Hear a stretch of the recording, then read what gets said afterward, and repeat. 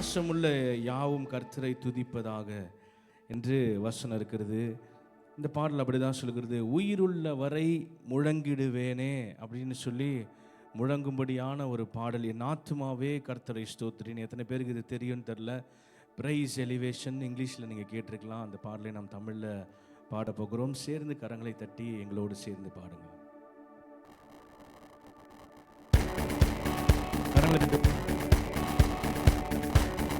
எல்லாரும் சத்தமா.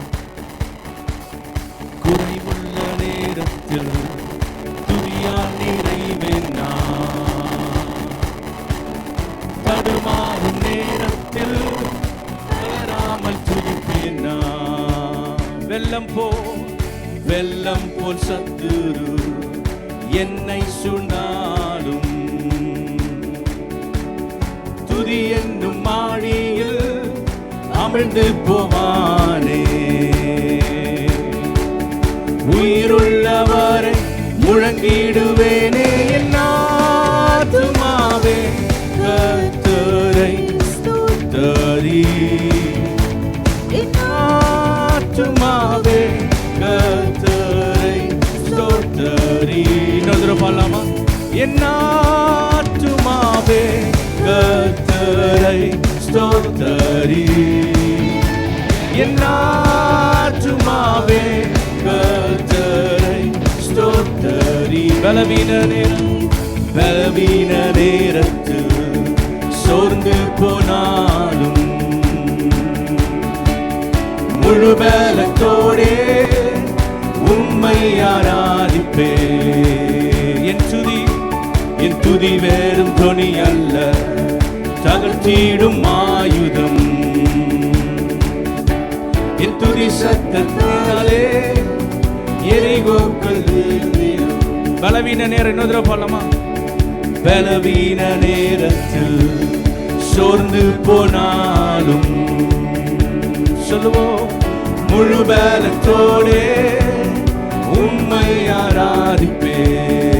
என் துதி வேறும் துணி அல்ல, தகர்த்திடும் ஆயுதம். என் துதி சத்தத்தாலே எரிகோக்கள் வீழ்ந்திடும். நான் உயிருள்ளவரை முழங்கிடுவேனே. என் ஆத்துமாவே கர்த்தரை ஸ்தோத்திரி. சேர்ந்து பாடுவோம். என் ஆத்துமாவே கர்த்தரை ஸ்தோத்திரி. One more time. என் ஆத்துமாவே கர்த்தரை ஸ்தோத்திரி. என் நேசர் உயிரோடு இருக்கின்றாரே, எப்படி பாடாமல் நான் இருப்பேன். சொல்லுவோம். என் நேசர் உயிரோடு இருக்கின்றாரே, எப்படி பாட. One more time. சேர்ந்து பாடலாம். என் நேசர் உயிரோடு இருக்கின்றாரே, எப்படி பாடாமல் நான் இருப்பேன். என் ஆத்துமாவே கர்த்தரை ஸ்தோத்திரி. என் ஆத்துமாவே கர்த்தரை ஸ்தோத்திரி. கரங்களை உற்சாகமா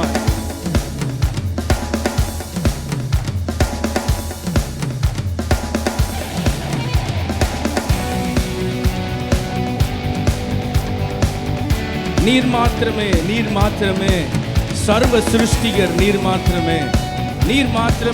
மாத்திரமே அகிலத்தை ஆள்பவர். நீர் மாத்திரமே பாட போகிறோம். சேர்ந்து நீர் மாத்திரமே சர்வ சிருஷ்டிகர். நீர் மாத்திரமே அகிலத்தை ஆள்பவர். நீர் ஒருவரே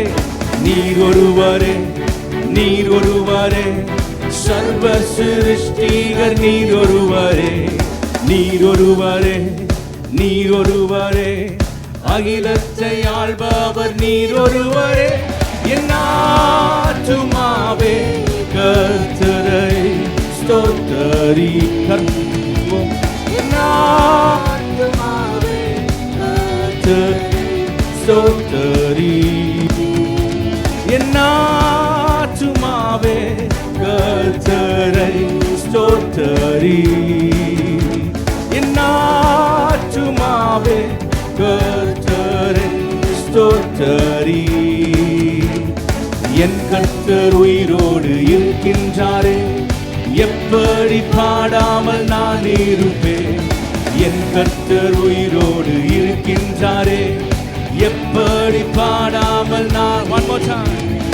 என் கர்த்தர் உயிரோடு இருக்கின்றாரே, எப்படி பாடாமல் நான் இருப்பேன். என் ஆத்துமாவே கர்த்தரை ஸ்தோத்தரி. கர்த்தரை ஸ்தோத்தரி. குறைவுள்ள நேரத்தில் துதியால் நீரை, தடுமாறும் நேரத்தில் தளராமல் துதிப்பேன். போல் என்னை சூழ்ந்தாலும் துதி என்னும் மாடியில் அமிழ்ந்து போவானே. இன்னொரு பாடலாமா? குறைவுள்ள நேரத்தில் துதியால் நிறைவேன் நான். தடுமாறும் நேரத்தில் தளராமல் துதிப்பேன் நான். வெள்ளம் போல் சத்துரு என்னை சூழ்ந்தாலும் துதி என்னும் மாழியில் அமிழ்ந்து போவானே. உயிருள்ளவரை முழங்கிடுவேனே. ஆத்துமாவே கர்த்தரை ஸ்தோத்தரி. என் ஆத்துமாவே கர்த்தரை ஸ்தோத்தரி. என் ஆத்துமாவே கர்த்தரை ஸ்தோத்தரி. பலவீன நேரத்தில் சோர்ந்து போனாலும் சொல்லுவோம், முழு பலத்தோடே உம்மை ஆராதிப்பே. என் துதி வேறும் ஆயுதம், தேடும் ஆயுதம். என் துதி சத்தத்தாலே எரிகோக்கள் வீழ்ந்திடும். உயிருள்ளவரை முழங்கிடுவேனே. என் ஆத்துமாவே கர்த்தரை ஸ்தோத்தரி. என் ஆத்துமாவே கர்த்தரை ஸ்தோத்தரி. என்னோடு இருக்கின்றாரே, எப்படி பாடாமல் நான் இருப்பேன். என் நேசர் உயிரோடு இருக்கின்றாரே, எப்படி பாடாமல் நான் இருப்பேன். என் நேசர் உயிரோடு இருக்கின்றாரே, எப்படி பாடாமல் நான் இருப்பேன். என் ஆத்துமாவே கர்த்தரை ஸ்தோத்தரி. என் ஆத்துமாவே கர்த்தரை ஸ்தோத்தரி. என் ஆத்துமாவே கர்த்தரை ஸ்தோத்தரி. என் ஆத்துமாவே கர்த்தரை ஸ்தோத்தரி. கரங்களை வைத்து சொல்லுவோமா? கரங்களை உயர்த்தி நீர் மாத்திரமே சர்வ சிருஷ்டிகர், நீர் மாத்திரமே பாட போகிறேன். எல்லாருமா பிரச்சனைகள், போராட்டங்கள் எதுவாக இருந்தாலும் எல்லாவற்றையும் தேவனுக்கு நேராக ஒரு விசை நிறுத்தி, இவைகளுக்கு பதில் நீர் மாத்திரம்தான், இவைகளுக்கு மேலானவர் நீர் தான், இந்த அதிகாரங்களுக்கு மேலான அதிகாரம் உம்முடைய நாமம் ஒன்று மாத்திரம்தான் சொல்லி சேர்ந்து பாடலாம். கரங்களை உயர்த்தி சேர்ந்து பாடலாமா? ஹல்லேலூயா.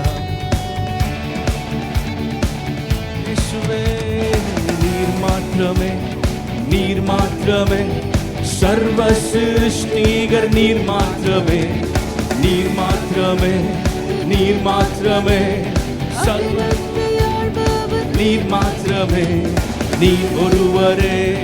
நீர் ஒருவரே சர்வ சிருஷ்டிகர், நீர் ஒருவரே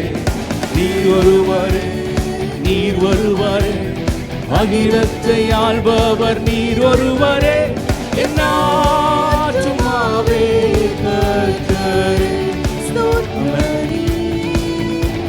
என் ஆத்துமாவே கர்த்தரை ஸ்தோத்திரி.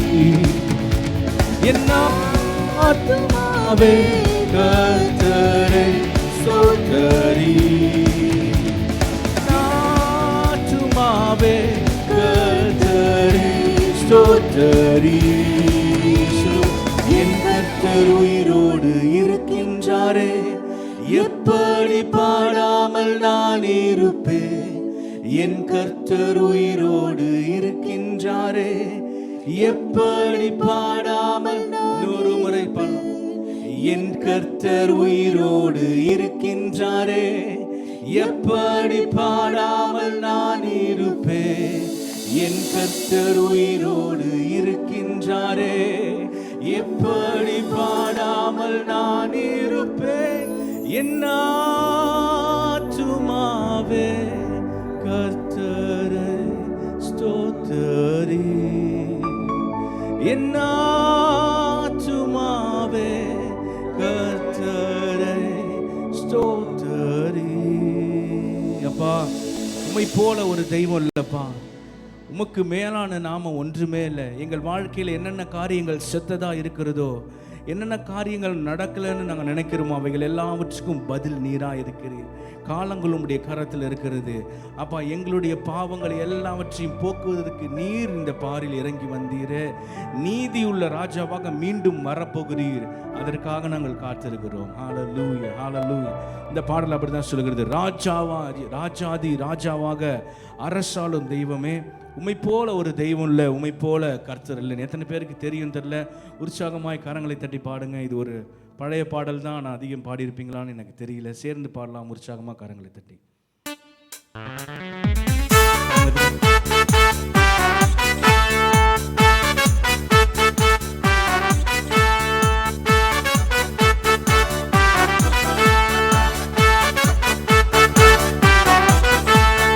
ராஜாதி ராஜாவாக அரசாளும் தெய்வமே, உம்மை போன்ற தெய்வம் இல்லை, உம்மை போன்ற கர்த்தரும். ராஜாதி ராஜாவாக அரசாளும் தெய்வமே, உம்மை போன்ற தெய்வம் இல்லை, உம்மை போன்ற ராஜ்யம் வல்லமை மாட்சிமை உமதே. வல்லமை மாட்சிமை உமதே. ராஜாதி ராஜாவாக அரசாளும் தெய்வமே, உம்மை போன்ற தெய்வமே. ராஜாதி ராஜாவாக அரசாளும் தெய்வமே, உம்மை போன்ற தெய்வம் இல்லை, உம்மை போன்ற கர்த்தர். பாவம் போக்க பாலகனாக மண்ணில் வந்தீரே, உலகை ஆளும் ராஜாவாக மீண்டும் வருவீரே. பாவம் போக்க பாலகனாக மண்ணில் வந்தவரே, உலகை ஆளும் ராஜாவாக மீண்டும் வருவீரே. ராஜ்யம் வல்லமை மாட்சிமை உமதே. ராஜ்யம் வல்லமை மாட்சிமை உமதே. ராஜாதி ராஜாவாக அரசாளும் தெய்வம், உம்மை போன்ற தெய்வம் இல்லை, உம்மை போன்ற கர்த்தர் இல்லை. ராஜாதி ராஜாவாக அரசாளும் தெய்வமே, உம்மை போன்ற தெய்வம் இல்லை, உம்மை போன்ற கர்த்தர் இல்லை.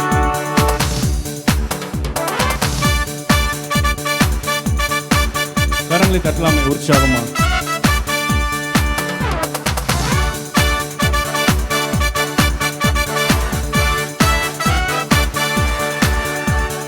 உலகில் உள்ள யாவற்றுக்கும் சொந்தக்காரரே, நதிகள் கூட கைகள் தட்டி உம்மை பாடுதே. உலகில் உள்ள யாவற்றுக்கும் சொந்தக்காரரே, நதிகள் கூட கைகள் தட்டி உம்மை பாடுதே. ராஜ்யம் வல்லமை மாட்சிமை உமதே. ராஜ்யம் வல்லமை மாட்சிமை உமதே. ராஜாதி ராஜாவாக அரசாளும் தெய்வமே, உம்மை போன்ற தெய்வம் இல்லை, உம்மை போன்ற கர்த்தர். ராஜாதி ராஜாவாக அரசாளும் தெய்வமே, உம்மை போன்ற தெய்வம் இல்லை, உம்மை போன்ற கர்த்தர் இல்லை.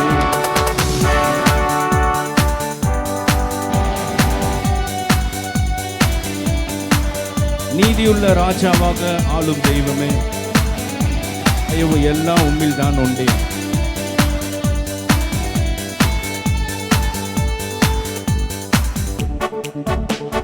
நீதியுள்ள ராஜாவாக ஆளும் தெய்வமே, இரக்கம் உருக்கும் தயவு எல்லாம் உம்மில் தான் உண்டே. நீதியுள்ள ராஜாவாக ஆளும் தெய்வமே, இரக்கம் உருக்கும் தயவு எல்லாம் உம்மில் தான் உண்டே. ராஜ்யம் வல்லமை மாட்சிமை உமதே. ராஜ்யம் வல்லமை மாட்சிமை உமதே.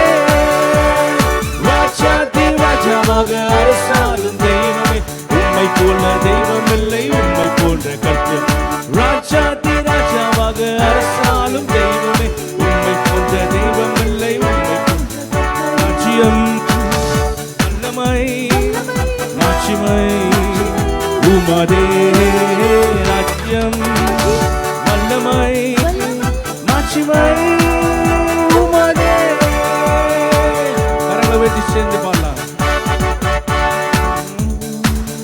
அல்லேலூயா தேவனுக்கே, அல்லேலூயா ராஜனுக்கே, அல்லேலூயா பரிசுத்தருக்கே, அல்லேலூயா ராஜனுக்கே, அல்லேலூயா தேவனுக்கே, அல்லேலூயா கர்த்தருக்கே, அல்லேலூயா பரிசுத்தருக்கே, அல்லேலூயா தேவனை தேவனை துதித்திடுவோம்.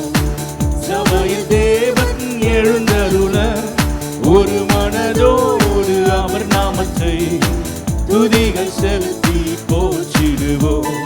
ஒரு மனதோடு அவர் நாமத்தை துதிகள் செலுத்தி போற்றிடுவோம்.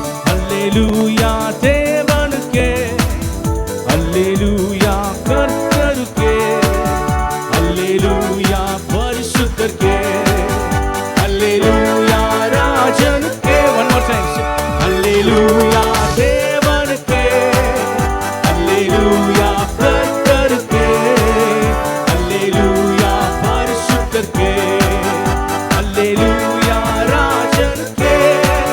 கரங்களை வானத்தில் அடையாளம் தோன்றிடுமே, இயேசு மேகத்தில் வந்திடுவார், நாம் அவரிடம் சேர்ந்திடவே நம்மை ஆயத்தமாகிக் கொள்வோம்.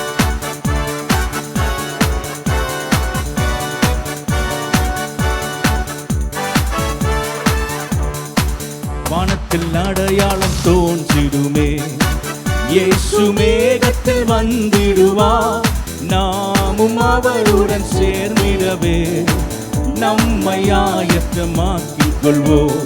நாமும் அவருடன் சேர்ந்திடவே நம்மை ஆயத்தமாக்கிக் கொள்வோம்.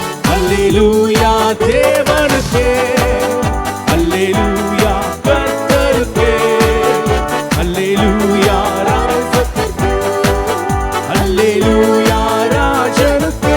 One last time. அல்லேலூயா தேவனுக்கே, அல்லேலூயா கர்த்தருக்கே, அல்லேலூயா பரிசுத்தருக்கே, அல்லேலூயா ராஜனுக்கே. கரங்களை தட்டி தேவனுக்கு மகிமை செலுத்தலாம். ஹல்லேலூயா.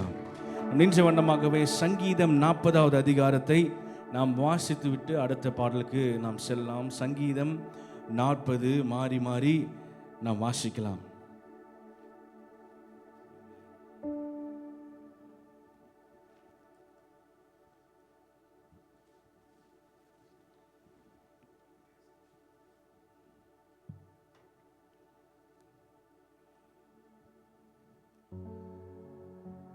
கர்த்தருக்காக பொறுமையுடன் காத்திருந்தேன், அவர் என்னிடமாய் சாய்ந்து என் கூப்பிடுதலை கேட்டார். பயங்கரமான குழியிலும் உளையான சேற்றிலும் இருந்து என்னை தூக்கி எடுத்து என் கால்களை கண்மலையின் மேல் நிறுத்தி என் அடிகளை உறுதிப்படுத்தி நமது தேவனை துதிக்கும் புது பாட்டை அவர் என் வாயிலே கொடுத்தார். அநேகர் அதை கண்டு பயந்து கர்த்தரை நம்புவார்கள். அகங்காரிகளையும் பொய்யை சார்ந்திருக்கிறவர்களையும் நோக்காமல் கர்த்தரையே தன் நம்பிக்கையாக வைக்கிற மனுஷன் பாக்கியவான். என் தேவனாகிய கர்த்தாவே, நீர் எங்கள் நிமித்தம் செய்த உம்முடைய அதிசயங்களும் உம்முடைய யோசனைகளும் அநேகமாக இருக்கிறது. ஒருவரும் அவைகளை உமக்கு விவரித்து சொல்ல முடியாது. நான் அவைகளை சொல்லி அறிவிக்க வேண்டுமானால் அவைகள் எண்ணிக்கைக்கு மேலானவைகள். பலியையும் காணிக்கையையும் நீர் விரும்பாமல் என் செவிகளை திறந்தீர். சர்வாங்க தகன பலியையும் பாவ நிவாரண பலியையும் நீர் கேட்கவில்லை. அப்பொழுது நான் இதோ வருகிறேன், புத்தக சுருளில் என்னை குறித்து எழுதியிருக்கிறது. என் தேவனே, உமக்கு பிரியமானதை செய்ய விரும்புகிறேன். உமது நியாய பிரமாணம் என் உள்ளத்திற்குள் இருக்கிறது என்று சொன்னேன். மகா சபையிலே நீதியை பிரசங்கித்தேன், என் உதடுகளை மூடேன். கர்த்தாவே, நீர் அதை அறிவீர். உம்முடைய நீதியை நான் என் இருதயத்திற்குள் மறைத்து வைக்கவில்லை. உமது சத்தியத்தையும் உமது ரட்சிப்பையும் சொல்லி இருக்கிறேன். உமது கிருபையையும் உமது உண்மையையும் மகா சபைக்கு அறிவியாதபடிக்கு நான் ஒளித்து வைக்கவில்லை. கர்த்தாவே, உம்முடைய இரக்கங்களை எனக்கு கிடையாமற் போக பண்ணாதேயும். உமது கிருபையும் உமது உண்மையும் எப்பொழுதும் என்னை காக்க கடவது. எண்ணிக்கைக்கு அடங்காத தீமைகள் என்னை சூழ்ந்து கொண்டது. என் அக்கிரமங்கள் என்னை தொடர்ந்து பிடித்தது. நான் நிமிர்ந்து பார்க்க கூடாதிருக்கிறது. அவைகள் என் தலை மயிரிலும் அதிகமாயிருக்கிறது. என் இருதயம் சோர்ந்து போகிறது. கர்த்தாவே, என்னை விடுவித்தருளும். கர்த்தாவே, எனக்கு சகாயம் பண்ண தீவிரியும். என் பிராணனை அழிக்க தேடுகிறவர்கள் ஏகமாய் வெட்கி நாணி எனக்கு தீங்கு செய்ய விரும்புகிறவர்கள் பின்னிட்டு லட்சியடைவார்களாக. என் பேரில் ஆ ஆ ஆ ஆ என்று சொல்லுகிறவர்கள் தங்கள் வெட்கத்தின் பலனடைந்து கைவிடப்படுவார்களாக. உம்மை தேடுகிற அனைவரும் உமக்குள் மகிழ்ந்து சந்தோஷப்படுவார்களாக. உம்முடைய ரட்சிப்பை விரும்புகிறவர்கள் கர்த்தருக்கு மகிமை உண்டாவதாக என்று எப்பொழுதும் சொல்வார்களாக. நான் சிறுமையும் எளிமையுமானவன், கர்த்தரோ என் மேல் நினைவாயிருக்கிறீர். தேவரீர் என் துணையும் என்னை விடுவிக்கிறவருமாயிருக்கிறீர். என் தேவனே, தாமதியாதேயும் என்பதே. நாம் அமரலாம், ஜெபிக்கலாம். ஒரு சில நிமிடம் இதை குறித்து தியானித்துட்டு கடைசி பாடலுக்கு போகலாம். யாவரும் அமரலாம், கண்களை மூடி ஜெபிப்போம். நன்றி தகப்பனே, ஸ்தோத்திரம். பிதாவே, பரிசுத்த ஆவியானவரே, உமக்கு நன்றி சொல்லுகிறோம். இந்த வேத சத்தியங்களை எங்களுக்காக எழுதி வைத்திருக்கிறவரே, உமக்கு நன்றி. நாங்களை தினந்தோறும் நாங்கள் வாசிக்கவும் ஒவ்வொரு வாரமும் தியானிக்கவும் நீர் கிருபை செய்கிறீரே, அதற்கு நன்றி என்று சொல்லுகிறோம். இதை நாங்கள் வாசிக்கும் பொழுதும் தியானிக்கும் பொழுதும் இதை நாங்கள் உட்கொள்ளும் பொழுதும் நாங்கள் அதை ஜீரணித்து அதை அப்பியாசப்படுத்த நீர் கிருபை புரிவீராக. நீர் எங்களுக்கு இயேசு கிறிஸ்துவின் மூலமாய் நித்திய ஜீவனின் நம்பிக்கையை கொடுத்திருக்கிறீரே, உமக்கு நன்றி என்று சொல்லுகிறோம்ப்பா.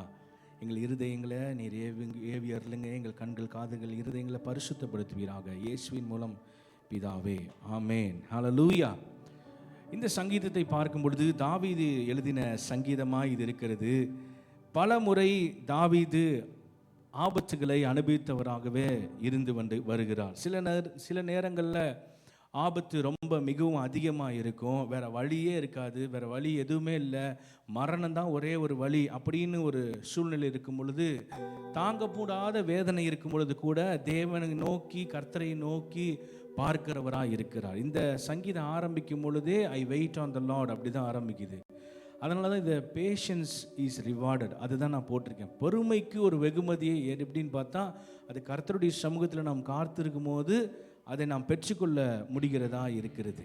நெக்ஸ்ட், இந்த சங்கீதங்கள் பார்க்கும் பொழுது நிறைய நீதிமொழிகளில் நம்ம வாசிக்கும் போது எப்படி நிறைய அறிவுரைகள் இருக்குதோ, அதே போல் சங்கீதங்களை வாசிக்கும் பொழுதும் நமக்கு நிறைய அறிவுரைகளை இது கற்றுக் கொடுக்கும். ஒவ்வொரு சங்கீதத்தில் நம்ம வாசிக்கும் பொழுதும் அப்படி தான். இந்த 40வது சங்கீதமும் அப்படி தான் இருக்கிறது.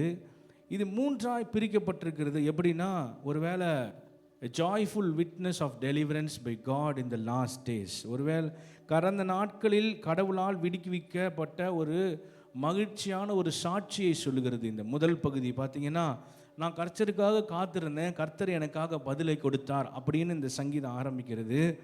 அடுத்து பார்த்தீங்கன்னா, கடவுளின் நன்மைகளை குறித்த ஒரு பிரதிபலிப்பாக என்னென்ன குட்னஸ் தேவன் செய்திருக்காருன்னு சொல்லி அடுத்த பகுதி அதை நோக்கி பிரயாணிக்கிறது. கடைசியில் பார்த்தீங்கன்னா, எதிர்காலத்தில் ஒரு நம்பிக்கையோட எதிர்காலத்திலும் தேவன் என்னை காப்பார் அப்படின்னு சொல்லியிருக்கிறது. இது மாத்திரம் இல்லாமல் கடவுளுக்கு துதியை பகிர்ந்து கொள்ள சிறிதும் நம்ம யோசிக்காமல் கடவுளுக்கென்று துதியை நாம் செலுத்தணும் அப்படின்னு இது ஒன்று சொல்லியிருக்கிறது. இதில் அதை விட மெயினான விஷயம் பார்த்திங்கன்னா, இன்றைக்கி அநேக ஆராதனையில் வந்து நாம் செய்யாத ஒரு விஷயம் கன்ஃபெஷன் இதில் இருக்கிறது. அப்பா இப்படி தான் இருக்கிறேன், நான் சிறுமையும் எளிமையாக இருக்கிறேன், என் குப்பையாக இருக்கிறேன், எனக்கு இப்படி செய்யுங்கன்னு சொல்லி தேவனிடத்தில் வந்து நம்மை தரை மட்டும் தாழ்த்துவதற்கு நிறைய தடவை தவறி விடுகிறோம். அதை தாவீது இந்த அதிகாரத்தில் நமக்கு செய்து கொடுக்கிறார். கடவுளின் முதன்மையான விருப்பம் எதுன்னு பார்த்து அதுக்கு கீழ்ப்படிதலாக இருக்கணும். கர்த்தர் மாத்திரமே நம்முடைய செவிகளுக்கு சொல்லுகிறவராக இருக்கணும். மற்ற நபர்களுடைய பேச்சில் கேட்காம கர்த்தருடைய கர்த்தர் நம்முடைய காதுகளில் என்ன சொல்லுகிறாரோ அதை நடக்கவும், கர்த்தருடைய சித்தத்தை மதிக்கவும் இவர் திட்டமிட்டிருக்கிறார்.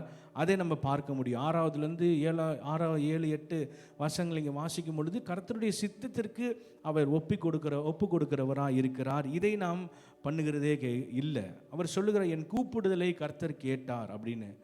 5 விதமான ஆபத்தையும் சொல்லுகிறார். பயங்கரமான குழியிலும் உளையான சேற்றிலும் இருந்து என்னை தூக்கி எடுத்தார், என் கால்களை கண்களின் மேலே நிறுத்தினார். அடுத்து பாருங்க, என் அடிகளை உறுதிப்படுத்தினார். அடுத்து நமது தேவனை துதிக்கும் புது பாட்டை அவர் வாயில கொடுத்தார் அப்படின்னு சொல்லுகிறார். முன்னாடியே சொன்னது போல வெகுமதி, ஒரு பொறுமைக்கான வெகுமதியை இதில் நாம் பார்க்குவதற்கு முடியும். அதை தாண்டி ஒரு கன்ஃபெஷனை இதில் நாம் பார்க்கலாம். கன்ஃபெஷன் பார்த்தீங்கன்னா 11வது 12வது வசனங்களை நான் வாசிக்கிறேன் உங்களுக்கு. அதில் பார்த்தீங்கன்னா, கர்த்தாவே உம்முடைய இரக்கங்களை எனக்கு கிடையாமற் போக பண்ணாதேயும், உமது கிருபையும் உமது அன்பையும் எப்பொழுதும் என்னை காக்க கடவுது. எண்ணிக்கை கடங்காத தீமைகள் என்னை சூழ்ந்து கொண்டது, என் அக்கிரமங்கள் என்னை தொடர்ந்து பிடித்து நான் நிமிர்ந்து பார்க்கக்கூடாது இருக்கிறது, அவைகள் என் தலைமையிலும் அதிகமாக இருக்கிறது, என் இருதயம் சோர்ந்து போயிருக்கிறது. ஒருவேளை நம்முடைய அக்கிரமங்கள்னால, நாம் செய்த தவறுகளினால, ஒருவேளை நம்முடைய காரியங்கள்னால நம்மை சூழ்ந்து கொண்டு நம்மை அமிழ்த்தும்படியாக இருக்கிற நேரத்தில் கடவுளிடத்தில் போய் இந்த கன்ஃபெஷன் நமக்கு தேவை. ஆராதனைக்கு வரும் பொழுது கூட நாம் கரங்களை உயர்த்தி காண்பிக்கும் பொழுது, கரங்களை உயர்த்துங்கன்னு நான் சொல்லும் பொழுது கூட, கரங்களை உயர்த்தும் பொழுது ஒன்று அவருக்கு மகிமை, 2வது நம்முடைய கரங்களில் ஒன்று இல்லை, எனக்கு கரத்தை பிடிச்சு நடத்துக்கோங்க, நான் உம்மிடத்தில் நான் கொடுக்குறேன், என்னையே நான் உம்மிடத்தில் தருகிறேன் அப்படின்றதுக்கு அடையாளமாக தான் நம்ம கரங்களை தூக்கி அவரை ஆராதிக்கிறோம். இதை நாம் செய்யும்படியாக இங்கே தாவீது சொல்லுகிறார். இதில் பார்த்தீங்கன்னா நிறைய விஷயத்தில் இந்த பேஷன்ஸ் அப்படின்னு நம்ம யோசிக்கும் பொழுது, இந்த பொறுமைக்கு முக்கியமான ஒரு எதிரி எதுன்னு பார்த்தீங்கன்னா கோபம் தான், ஆங்கர் தான். இந்த பேஷன்ஸை ஏன் பொறுமை இல்லாத எந்த இடத்துல கொஞ்சம் பொறுமையாக இருக்கக்கூடாதா, ஏன் கோவப்படுறன்னு தான் கேட்பாங்க. வேறு எதோடையும் சேர்ந்து பொறுமையை நம்ம யோசிக்கவே முடியாது. அப்போ கோவப்படுவதிலையும் நாம் ஸ்லோவாக இருக்கணும். You should be slow to anger, lord is slow to ஆங்கர்னு போட்டிருக்கு. அதே போல் நாம் ஸ்லோவாக அந்த கோவத்தில் பேஷன்ஸாக இருக்கிறத நம்ம கற்றுக்கொள்ளணும். நம்முடைய இருதயங்களையும் நம்முடைய கரங்களையும் தேவனுக்கு சமர்ப்பிக்கணும். கோபம் ஒரு பெரிய ஒரு பாவம் இல்லை, ஆனால் கோபத்தினால நீ பாவத்தில் போயிடுவ அப்படின்னு எஃபிஷியன்ஸ் 4 இருக்கிறது. நீங்கள் வாசித்து பார்த்தீங்கன்னா கடைசி பகுதியிலலாம் நிறைய அட்வைஸ் கொடுத்துருப்பாங்க. கசப்பு இருக்கக்கூடாது, மூர்க்கம் இருக்கக்கூடாது, கோபம் இருக்கக்கூடாது, கெட்ட வார்த்தை பேசக்கூடாது, இந்த மாதிரி அநேக காரியங்கள் நமக்கு சொல்லியிருப்பாங்க. அப்போது கோபமும் பாவமும் ஈக்குவலாக ட்ரீட் பண்ணப்படுது. ஆனால் கோபம் பாவம் கிடையாது. ஆனால் கோபப்படுகிறதுனால நாம் பாவம் செய்வதற்கு உந்துதலாய் அது ஆகிவிடக்கூடாது அப்படின்னு வேதத்தில் இருக்கிறது. அப்போது இந்த பேஷன்ஸ், இந்த பொறுமை வேணும்னு சொன்னால் நமக்கு முதலாவது கோபம் இருக்கக்கூடாது. நாம் இன்றைக்கி கேட்க போகிறோம், கோபமும் என்னிடத்துல இருந்துச்சுன்னா அவைகள் நீங்கள் எடுத்து போடுங்க. ஒருவேளை அது பாவத்தை செய்வதற்கோ, நான் சீக்கிரமாக ஏதோ பேசுகிறதுக்கோ, என் கையை ஓங்கிடுவதற்கோ, இல்லை என் இருதயத்தில் கஷ்டப்பாக நான் யோசிக்கிறதுக்கோ அப்படி எனக்கு பொறுமை இல்லாமல் இருந்துடக்கூடாது. முதலாவது காரியம். அடுத்து கடவுளுக்காக நாம் காத்திருப்பதும் மிகவும் அவசியமாக இருக்கிறது. இன்றைக்கு உங்களுடைய இருதயங்களில் ஒரு சில கேள்விகளை போல் ஒரு ரெஃப்ளெக்ஷன்ஸை போல் நான் கொடுக்கறது என்னென்னா, எந்தெந்த இடத்துலலாம் I need to practise the patience, இது நம்ம யோசிக்கலாம். ஒருவேளை தேவனுடைய பிரசன்னத்தில் அதை தாண்டி நான் இம்பேஷண்ட்டாக இருக்கணும், எனக்கு பொறுமை இழந்து போகிறதுக்கு என்னென்ன சூழ்நிலைகள் இருக்கிறது, ஒருவேளை யாரெல்லாம் இது மாதிரி செய்வாங்க, என் பொறுமை இழக்கும்படியாய் செய்யக்கூடிய நபர்கள் யார், அப்படி நம்ம யோசித்தோன்னா யார்கிட்ட நம்ம இன்னும் அதிக பொறுமையாக இருக்கணும் அப்படின்னு அதை நமக்கு கற்றுக் கொடுக்கும். இந்த சங்கீதம் இந்த பொறுமையை நம்ம கற்றுக் கொடுக்கும்படியாக உங்களை எல்லாரும் உற்சாகப்படுத்துகிறேன். எவ்வளோ நேரம் பொறுமையாக இருக்கலாம் அப்படின்னு யோசிக்கும் பொழுது கூட திருப்பி எஃபிஷியன்ஸ் 4 ஒரு வசனம் இருக்கிறது, சூரிய அஸ்தமனத்துக்குள்ளார உடைய கோபம் தணியக்கூடியது. நான் யூத் மீட்டிங்லாம் பேசும்போது சொல்லுவேன், ஒருவேளை மத்தியானம் ஒருத்தர் கோவப்படுறாருன்னா சூரிய அஸ்தமனத்துக்கு 4 மணி நேரம் இருக்குது. சூரிய அஸ்தமனத்துக்கு 2 நிமிஷத்துக்கு முன்னாடி ஒருத்தர் கோவப்படுறாரு, அப்போ ஒரு சூரிய அஸ்தமனம் ஆடிச்சுன்னா பாவம் பண்ணிட்டாரா அப்படின்னு நான் கேட்பேன். அதுக்கு பதில் யோசிக்கும்போது அதோடைய மெயின் கான்செப்ட், அந்த ஐடியாலஜி எப்படின்னு கேட்டிங்கன்னா, இன்ஸ்டெட் ஆஃப் அதை நீ க்ரோ பண்ணுறதுக்கு முன்னாடி அதை ஸ்டாப் பண்ணி அதை தனிச்சு விடணுன்றதுக்காக தான் அந்த சூரிய அஸ்தமனத்துக்குள்ளார அது தனியணும் அப்படின்னு வேதத்தில் போட்டிருக்கிறது. நீ அதை வளர்க்கக்கூடாது. அடுத்த நாள்னு சொல்லி அதை தண்ணி ஊற்றி நெருப்பு ஊற்றி வளர்க்குறது போல் வளர்க்காமல் அதை தனியணும்னு சொல்லி தான் அந்த பொறுமையை தேவன் தரும்படியாய், அந்த பொறுமையினால் இந்த நன்மைகளை பெற்றும்படியாய் அவர் சொல்லியிருக்கார். கர்த்தருக்காக பொறுமையுடன் காத்திருந்தேன், அவர் என்னிடமாய் சாய்ந்து என்னுடைய கூப்பிடுதலை கேட்டார். அப்போ பொறுமையாக நம்ம காத்திருந்தோம்னா கர்த்தர் நம் பட்சத்தில் சாய்வார், நம்முடைய கூப்பிடுதலை அவர் கேட்பார். ஹல்லேலூயா. நமது தேவனை துதிக்கும் புது பாட்டை அவர் என் வாயில கொடுத்தார் அப்படின்னு சொல்லியிருக்கிறது. இன்னும் இந்த பாடல் எப்படி இருக்குன்னா, சிறுமையும் எளிமையும் மான எண்ணெய் அப்படின்னு நாம் பாட போகிறோம். ஏன்னா இந்த சங்கீதத்தில் 17வது வசனத்தை நாம் பார்த்தோம்னா, நான் சிறுமையும் எளிமையுமானவன், கர்த்தரோ என் மேல் நிறைவாய் இருக்கிறீர், தேவரீர் என் துணையும் என்னை விடுவிக்கிறவருமாய் இருக்கிறீர் அப்படின்னு சொல்லியிருக்கு. ஒன்று, பொறுமையாய் காத்திருக்கும் பொழுது தேவன் நம் பட்சத்தில் சாய்வார், நம் கூப்பிடுதலை கேட்பார். 2வது, நான் சிறுமை எளிமையாக இருக்கேன் நம்மளை கன்ஃபஸ் பண்ணி நம்முடைய இருதயங்களை திறந்து தேவனுக்கு கொடுக்கும் பொழுது தேவன் நம்மை விடுவிக்கிறவராக இருக்கிறார். ஆமென் சொல்லுவோமா? ஹல்லேலூயா. கண்களை மூடி தேவனை நோக்கி பார்க்கலாம். ஒரு விஷயம் கூட நம்ம இருதயங்களை தேவனுக்கு திறந்து கொடுப்போம். இந்த பாடலை பாடுவதற்கு முன்பாக கூட தாவீது எப்படி ஒரு கன்ஃபெஷனை கொடுத்தாரோ அதே போல், அப்பா என்னுடைய மீறுதல்கள் உம்மை ஆராதிக்க தடையா இருக்குன்னு சொன்னா இடத்துல நாங்கள் கொடுக்கிறோம். எங்கள் கோபாக்கினிகள் தகப்பனை தடையா இருக்குன்னு சொன்னா அவைகளை நாங்கள் உங்களிடத்துல கொடுக்கிறோம். ஒருவேளை கசப்போ தகப்பனை, ஒருவேளை ரேஜோ, பிட்டர்னஸோ, ஒருவேளை அன்கைண்ட்னஸோ, ஒரு டெண்டர் ஹார்ட்டடா நாங்கள் இல்லாமல் இருந்திருப்போம்னு சொன்னா அவைகளை இடத்துல கரத்துல கொடுக்கிறோம்ப்பா. நீர் எங்கள் பட்சத்துல செவி சாய்க்கும்படியாய் நாங்கள் உங்க இடத்துல கொடுக்கிறோம் அப்படின்னு சொல்லுங்க. ஹல்லேலூயா.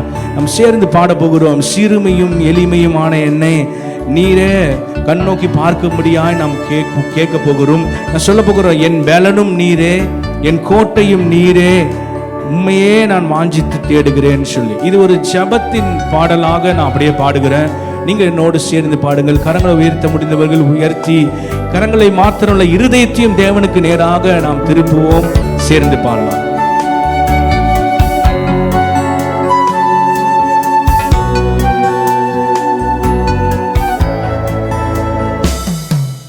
சிறுமையும் எளிமையும் ஆன என்னை நினைவாயிருப்பவரே,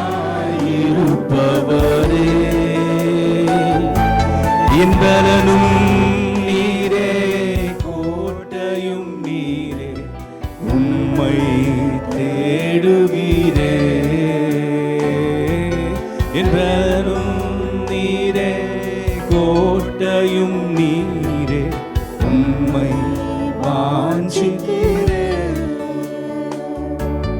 கர்த்தாவே நான் நிலையற்றவன், என் கால்களை ஸ்திரப்படுத்தும். கர்த்தாவே நான் நிலையற்றவன், என் கால்களை ஸ்திரப்படுத்தும்.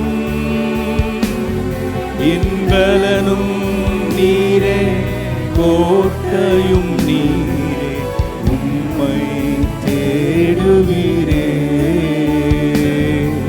என் பலனும் நீரே, கோட்டை, உம்மை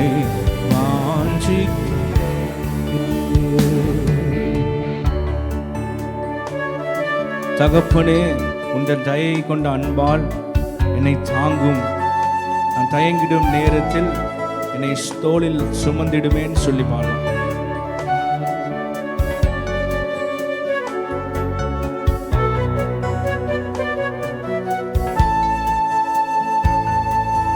தகப்பனே, உந்தன் தயை கொண்ட அன்பால் தழுவியை என்னை தாங்குமே. சேர்ந்து பாடலாமா? தகப்பனே, உந்தன் தயை கொண்ட அன்பால் தழுவி என்னை தாங்குமே. தயங்கிடும் நேரத்தில் தேவா உந்தன் தோளில் சுமந்திடுமே. தயங்கிடும் நேரத்தில் தேவா உந்தன் தோளில் சுமந்திடுமே. கர்த்தாவே, கர்த்தாவே, நான் நிலையற்றவன், என் கால்களை ஸ்திரப்படுத்தும். கர்த்தாவே, நான் நிலையற்றவன், என் கால்களை ஸ்திரப்படுத்தும். என் பலனும் நீரே, கோட்டையும் நீரே, உம்மை தேடுகிறேன். சொல்லுவோம் அப்பா. என் பலனும் நீரே, கோட்டையும் நீரே, உம்மை வாஞ்சிக்கிறேன். உலர்ந்த எலும்புகள் உயிரடைந்தோங்க. தேவா பலன் தாருமே. உயிருள்ள வரை உமக்காக வாழும் உணர்வினை உருவாக்குமே. இது ஜெபத்தாழ பாடலாம். பலன் இல்லாத நேரத்தில் தேவன் பலனை கொடுக்க வல்லவராக இருக்கிறார். அந்த பலனை கொடுத்தவருக்கு இறுதி வரை அவரோடு இருக்கும்படியான காரியத்தை நாம் பாட போகிறோம்.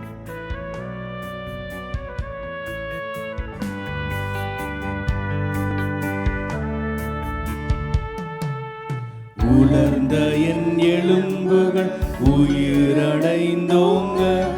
தேவா பலன் தாருமே. உலர்ந்த என் எலும்புகள் உயிரடைந்தோங்க. தேவா பலன் தாருமே.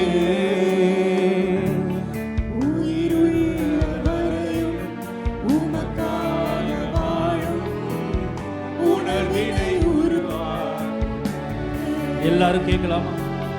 உயிருள்ளவரையும் வாழும் உணர்வினை உருவாக்குமே. கரங்களை உயர்த்தி சேர்ந்து சொல்லுவோம். கர்த்தாவே, நான் நிலையற்றவன், என் கால்களை ஸ்திரப்படுத்தும். கர்த்தாவே, நான் நிலையற்றவன், என் கால்களை ஸ்திரப்படுத்தும். என் பலனும் நீரே, கோட்டையும் நீரே, உம்மை தேடுகிறே. என் பலனும் நீரே, கோட்டையும் நீரே, உம்மை வாஞ்சிக்கிறே. One last time. கர்த்தாவே, கர்த்தாவே, நான் நிலையற்றவன், என் கால்களை ஸ்திரப்படுத்தும். கர்த்தாவே, நான் நிலையற்றவன், என் கால்களை ஸ்திரப்படுத்தும்.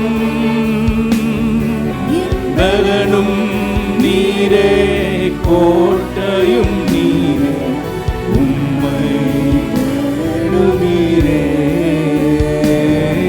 என் பலனும் நீரே, கோட்டையும் நீரே, உம்மை வாஞ்சிக்கிறே.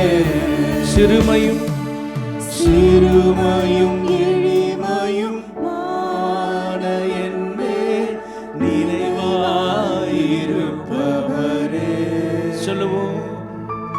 என் பலனும் நீரே, கோட்டையும் நீரே, உம்மை தேடுகிறே.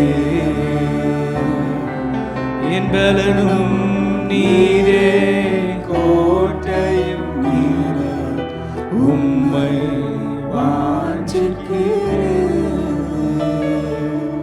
என் பலனும் நீரே, கோட்டையும் நீரே, உம்மை வாஞ்சிக்கிறேன்.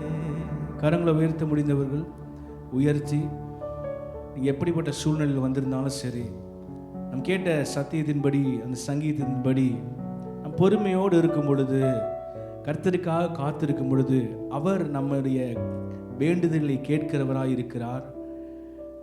நம்முடைய கன்ஃபெஷனை பார்த்து நம்மை விடுவிக்கிறவராய் இருக்கிறார். கரங்களை உயர்த்தி ஒரு விஷயம் கூட, சிறுமையும் எளிமையுமான என் மேலே இறங்குங்கப்பா அப்படின்னு நம்ம சொல்ல போகிறோம். எத்தனை பேர் நீங்கள் பாடும் பொழுது இருதயத்தில் உணர்ந்து பாடினீங்கன்னு தெரியல. அப்படி இல்லைன்னு சொன்னாலும் சரி, இந்த ஒரு தடவை இருதயத்திலிருந்து நாம் பாடுவோம். தேவன் நம் பட்சத்தில் சாய்ந்து நமக்காக இறங்கி நம்முடைய வேண்டுதலை கேட்பார், நம்மளை விடுவிப்பார். கரங்களை உயர்த்தி பாடலாமா? சிறுமையும் எளிமையும் என் மேல் நினைவாயிருப்பவரே,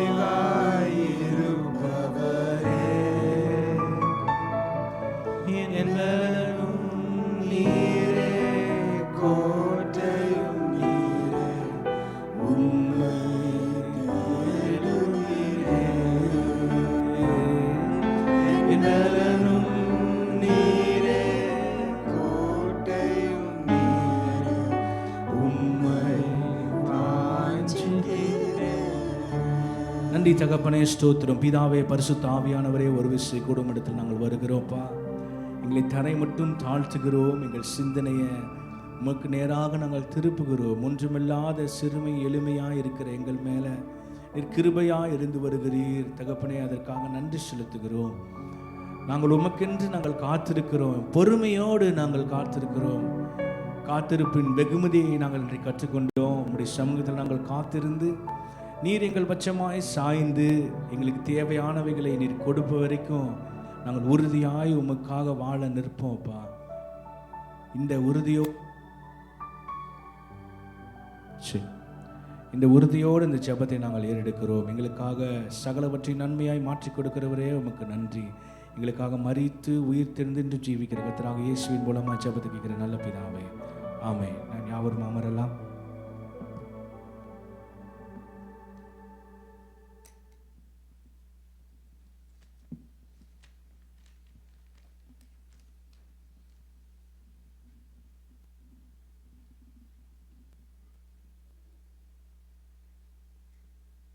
Praise the Lord. இன்றைக்கி வந்துட்டு நம்மளுக்கு விபிஎஸ் இருந்துச்சு, எல்லாருக்கும் தெரியும். ஸோ கர்த்தருடைய கிருபையால் இன்றைக்கி எல்லாம் நல்லா போச்சு. I think God's grace was with us throughout the VBS. இது வந்து நம்மளுக்கு 2வது வருஷம் இல்லை விபிஎஸ். வந்து போன வருஷம் தான் நம்ம விபிஎஸ் ஸ்டார்ட் பண்ணோம். போன வருஷம் வந்துட்டு நான் இந்தியாவில் இருந்தேன். So I couldn't really see it be part of it. So இந்த வருஷம் ஆக்சுவலாக I was able to be part of it. ரொம்ப நல்லா போச்சு. ஸோ இன்றைக்கி கிட்ஸ் டைமில் வந்துட்டு I wanted to ask the kids to probably, instead of the verse, say what they learned in VBS, probably in one word, 1 or 2 words. Who wants to say?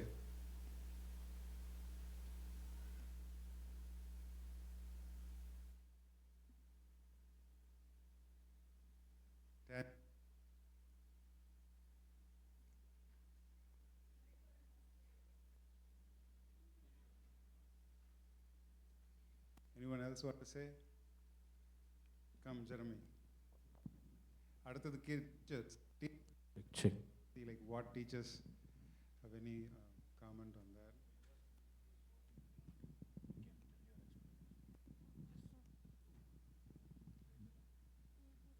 VBS பிடிச்சிருந்துச்சா Jeremy? Yes, uncle. என்ன கற்றுக்கிட்ட? Obey your parents. It's good. அப்புறம் வேற என்ன? என்ன song வேணும்? எந்த பாட்டு பிடிச்சிருந்துச்சு? 3 பாட்டு கற்றுக்கிட்டியா இன்னைக்கு? எந்த பாட்டு பிடிச்சிருந்துச்சு? ஆட்டுக்குட்டி.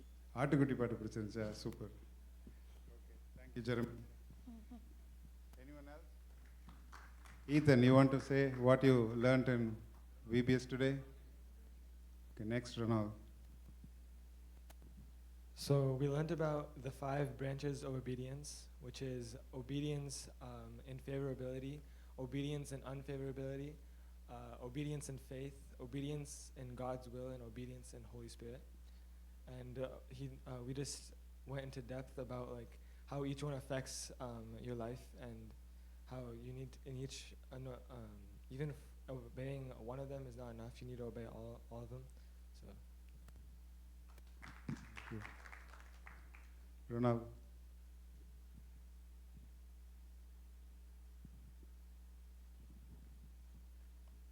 Obey God and I learned about loving each other and being kind to each other and read the Bible every day.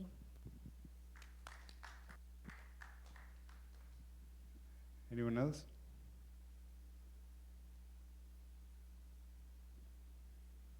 Okay, so teachers, anyone wants to say a few words?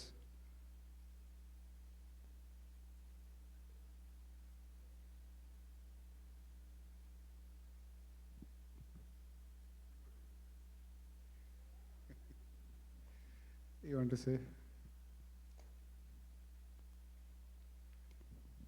இன்னைக்கு theme வந்து shape your journey. So இன்னைக்கு kids வந்து basically வந்து choose the right. அதாவது there are two ways in which you can choose go in life. ஒன்று வந்து disobedience to God, இன்னொன்று obedience to God. So kids வந்து அதை எப்படி வந்து ரைட்டாக எப்படி சூஸ் பண்ணுறது அப்படின்றது தான் எனக்கு விபிஎஸ் ஃபுல்லாகவே இருந்துச்சு. Basically we learned about obedience to God and because God asks us to obey our parents, we obey our parents as well. Right? நம்மளுக்கு ஒரு மேனுவல் இருக்குது, that is the Bible. So we have to follow the Bible and do as God asks us to do. So we have to live a life pleasing to God.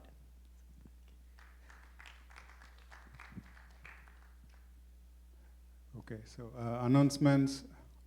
Next week வந்துட்டு உங்களுக்கு ஏற்கனவே தெரிஞ்ச மாதிரி next week we have a women's conference here Lighthouse நடத்துகிறாங்க. So அதனால் வந்து we do not have the church.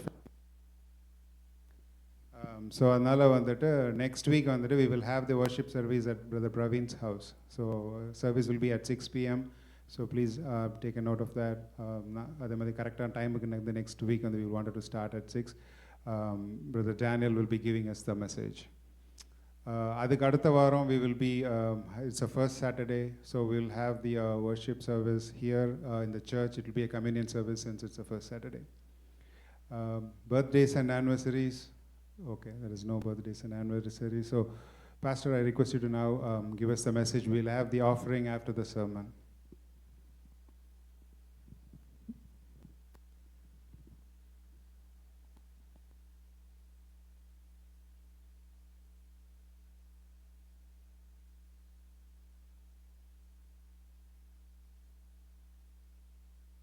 Long day for all of you, right? Because of the VBS and but also I felt that நீங்க வேற இடங்களுக்கு போயிட்டு மறுபடியும் இங்க வர்றது வந்து ஒரு இட்ஸ் a big efforts.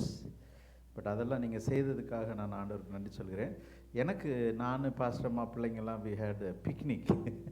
நம்ம சர்ச்சில் இந்த மாதிரி இன்னொரு group we had to do a picnic at a huge park. And there were lots of people, but we had a good time. And thank God that God gave travel mercies to be back here. இது ஒரு நல்ல theme இன்றைக்கு நம்ம பார்த்தது. அதாவது Matthew chapter 7, it's from Beatitude, Sermon on the Mount, மத்தேயு 6, 7, 8 மூன்றுமே 5, 6, 7 மூன்று அதிகாரங்களும் ஆண்டவராய் இயேசு கிறிஸ்து மலை பிரசங்கத்தில் செய்த ஒரு போதனை. அதனால் அது ஒரு நல்ல தீம். ஆனால் அந்த தீமில் நிறைய ஆண்டவர் வந்து அந்த முதல்ல அதை தான் பிரசங்கம் பண்ண மக்களுக்கு ஆரம்பிக்கிறார். அதனால் நிறைய சத்தியங்கள் அதில் நமக்கு இருக்குது. என்னுடைய இதயத்தில் ஆண்டவர் கொடுத்த பாரத்தையும் உங்களோடு கூட பகிர்ந்து கொள்ள விரும்புகிறேன். கண்களை முடிச்சோம். நல்ல ஆண்டவரே, இந்த மாலை விளைக்காய்மை துதிக்கிறோம். ஆண்டவரே, எங்களை கடந்த 2 வாரங்களாக பிள்ளைகளுடைய வாழ்க்கையில் நீர் எப்படி கிரியை செய்கிறவராக இருக்கிறீர். எங்களுக்கு கொடுத்த பிள்ளைகள் உம்முடைய கற்பத்தின் கனிகள், நீர் எங்களுக்கு கொடுக்குற கனிகள். அது மாத்திரமல்ல, ஒவ்வொரு சந்ததியிலும் உமக்காக ஒரு கூட்டத்தை எழுப்புகிற தெய்வமாய் நீர் இருந்து ஆண்டவரே, எங்கள் சந்ததியில் எங்களை எழுப்பினது போல அடுத்த சந்ததியில் அநேக தேவ பிள்ளைகளை கிறிஸ்தவ குடும்பங்களுக்கு, உம்மை பின்பற்றுகிற உம்மை நேசிக்கிற குடும்பங்களுக்கு ஆண்டவரே நீர் பிள்ளைகளை கர்த்தர் நீர் கொடுத்து வருகிறீர். அவர்களையும் அவர்கள் மூலமாக மற்றவர்களையும் உம்முடைய ராஜ்யத்திற்கு கொண்டு வரும்படியாக நீர் அவர்களை பயன்படுத்துவதற்காக சித்தம் கொண்டிருக்கிறீர்.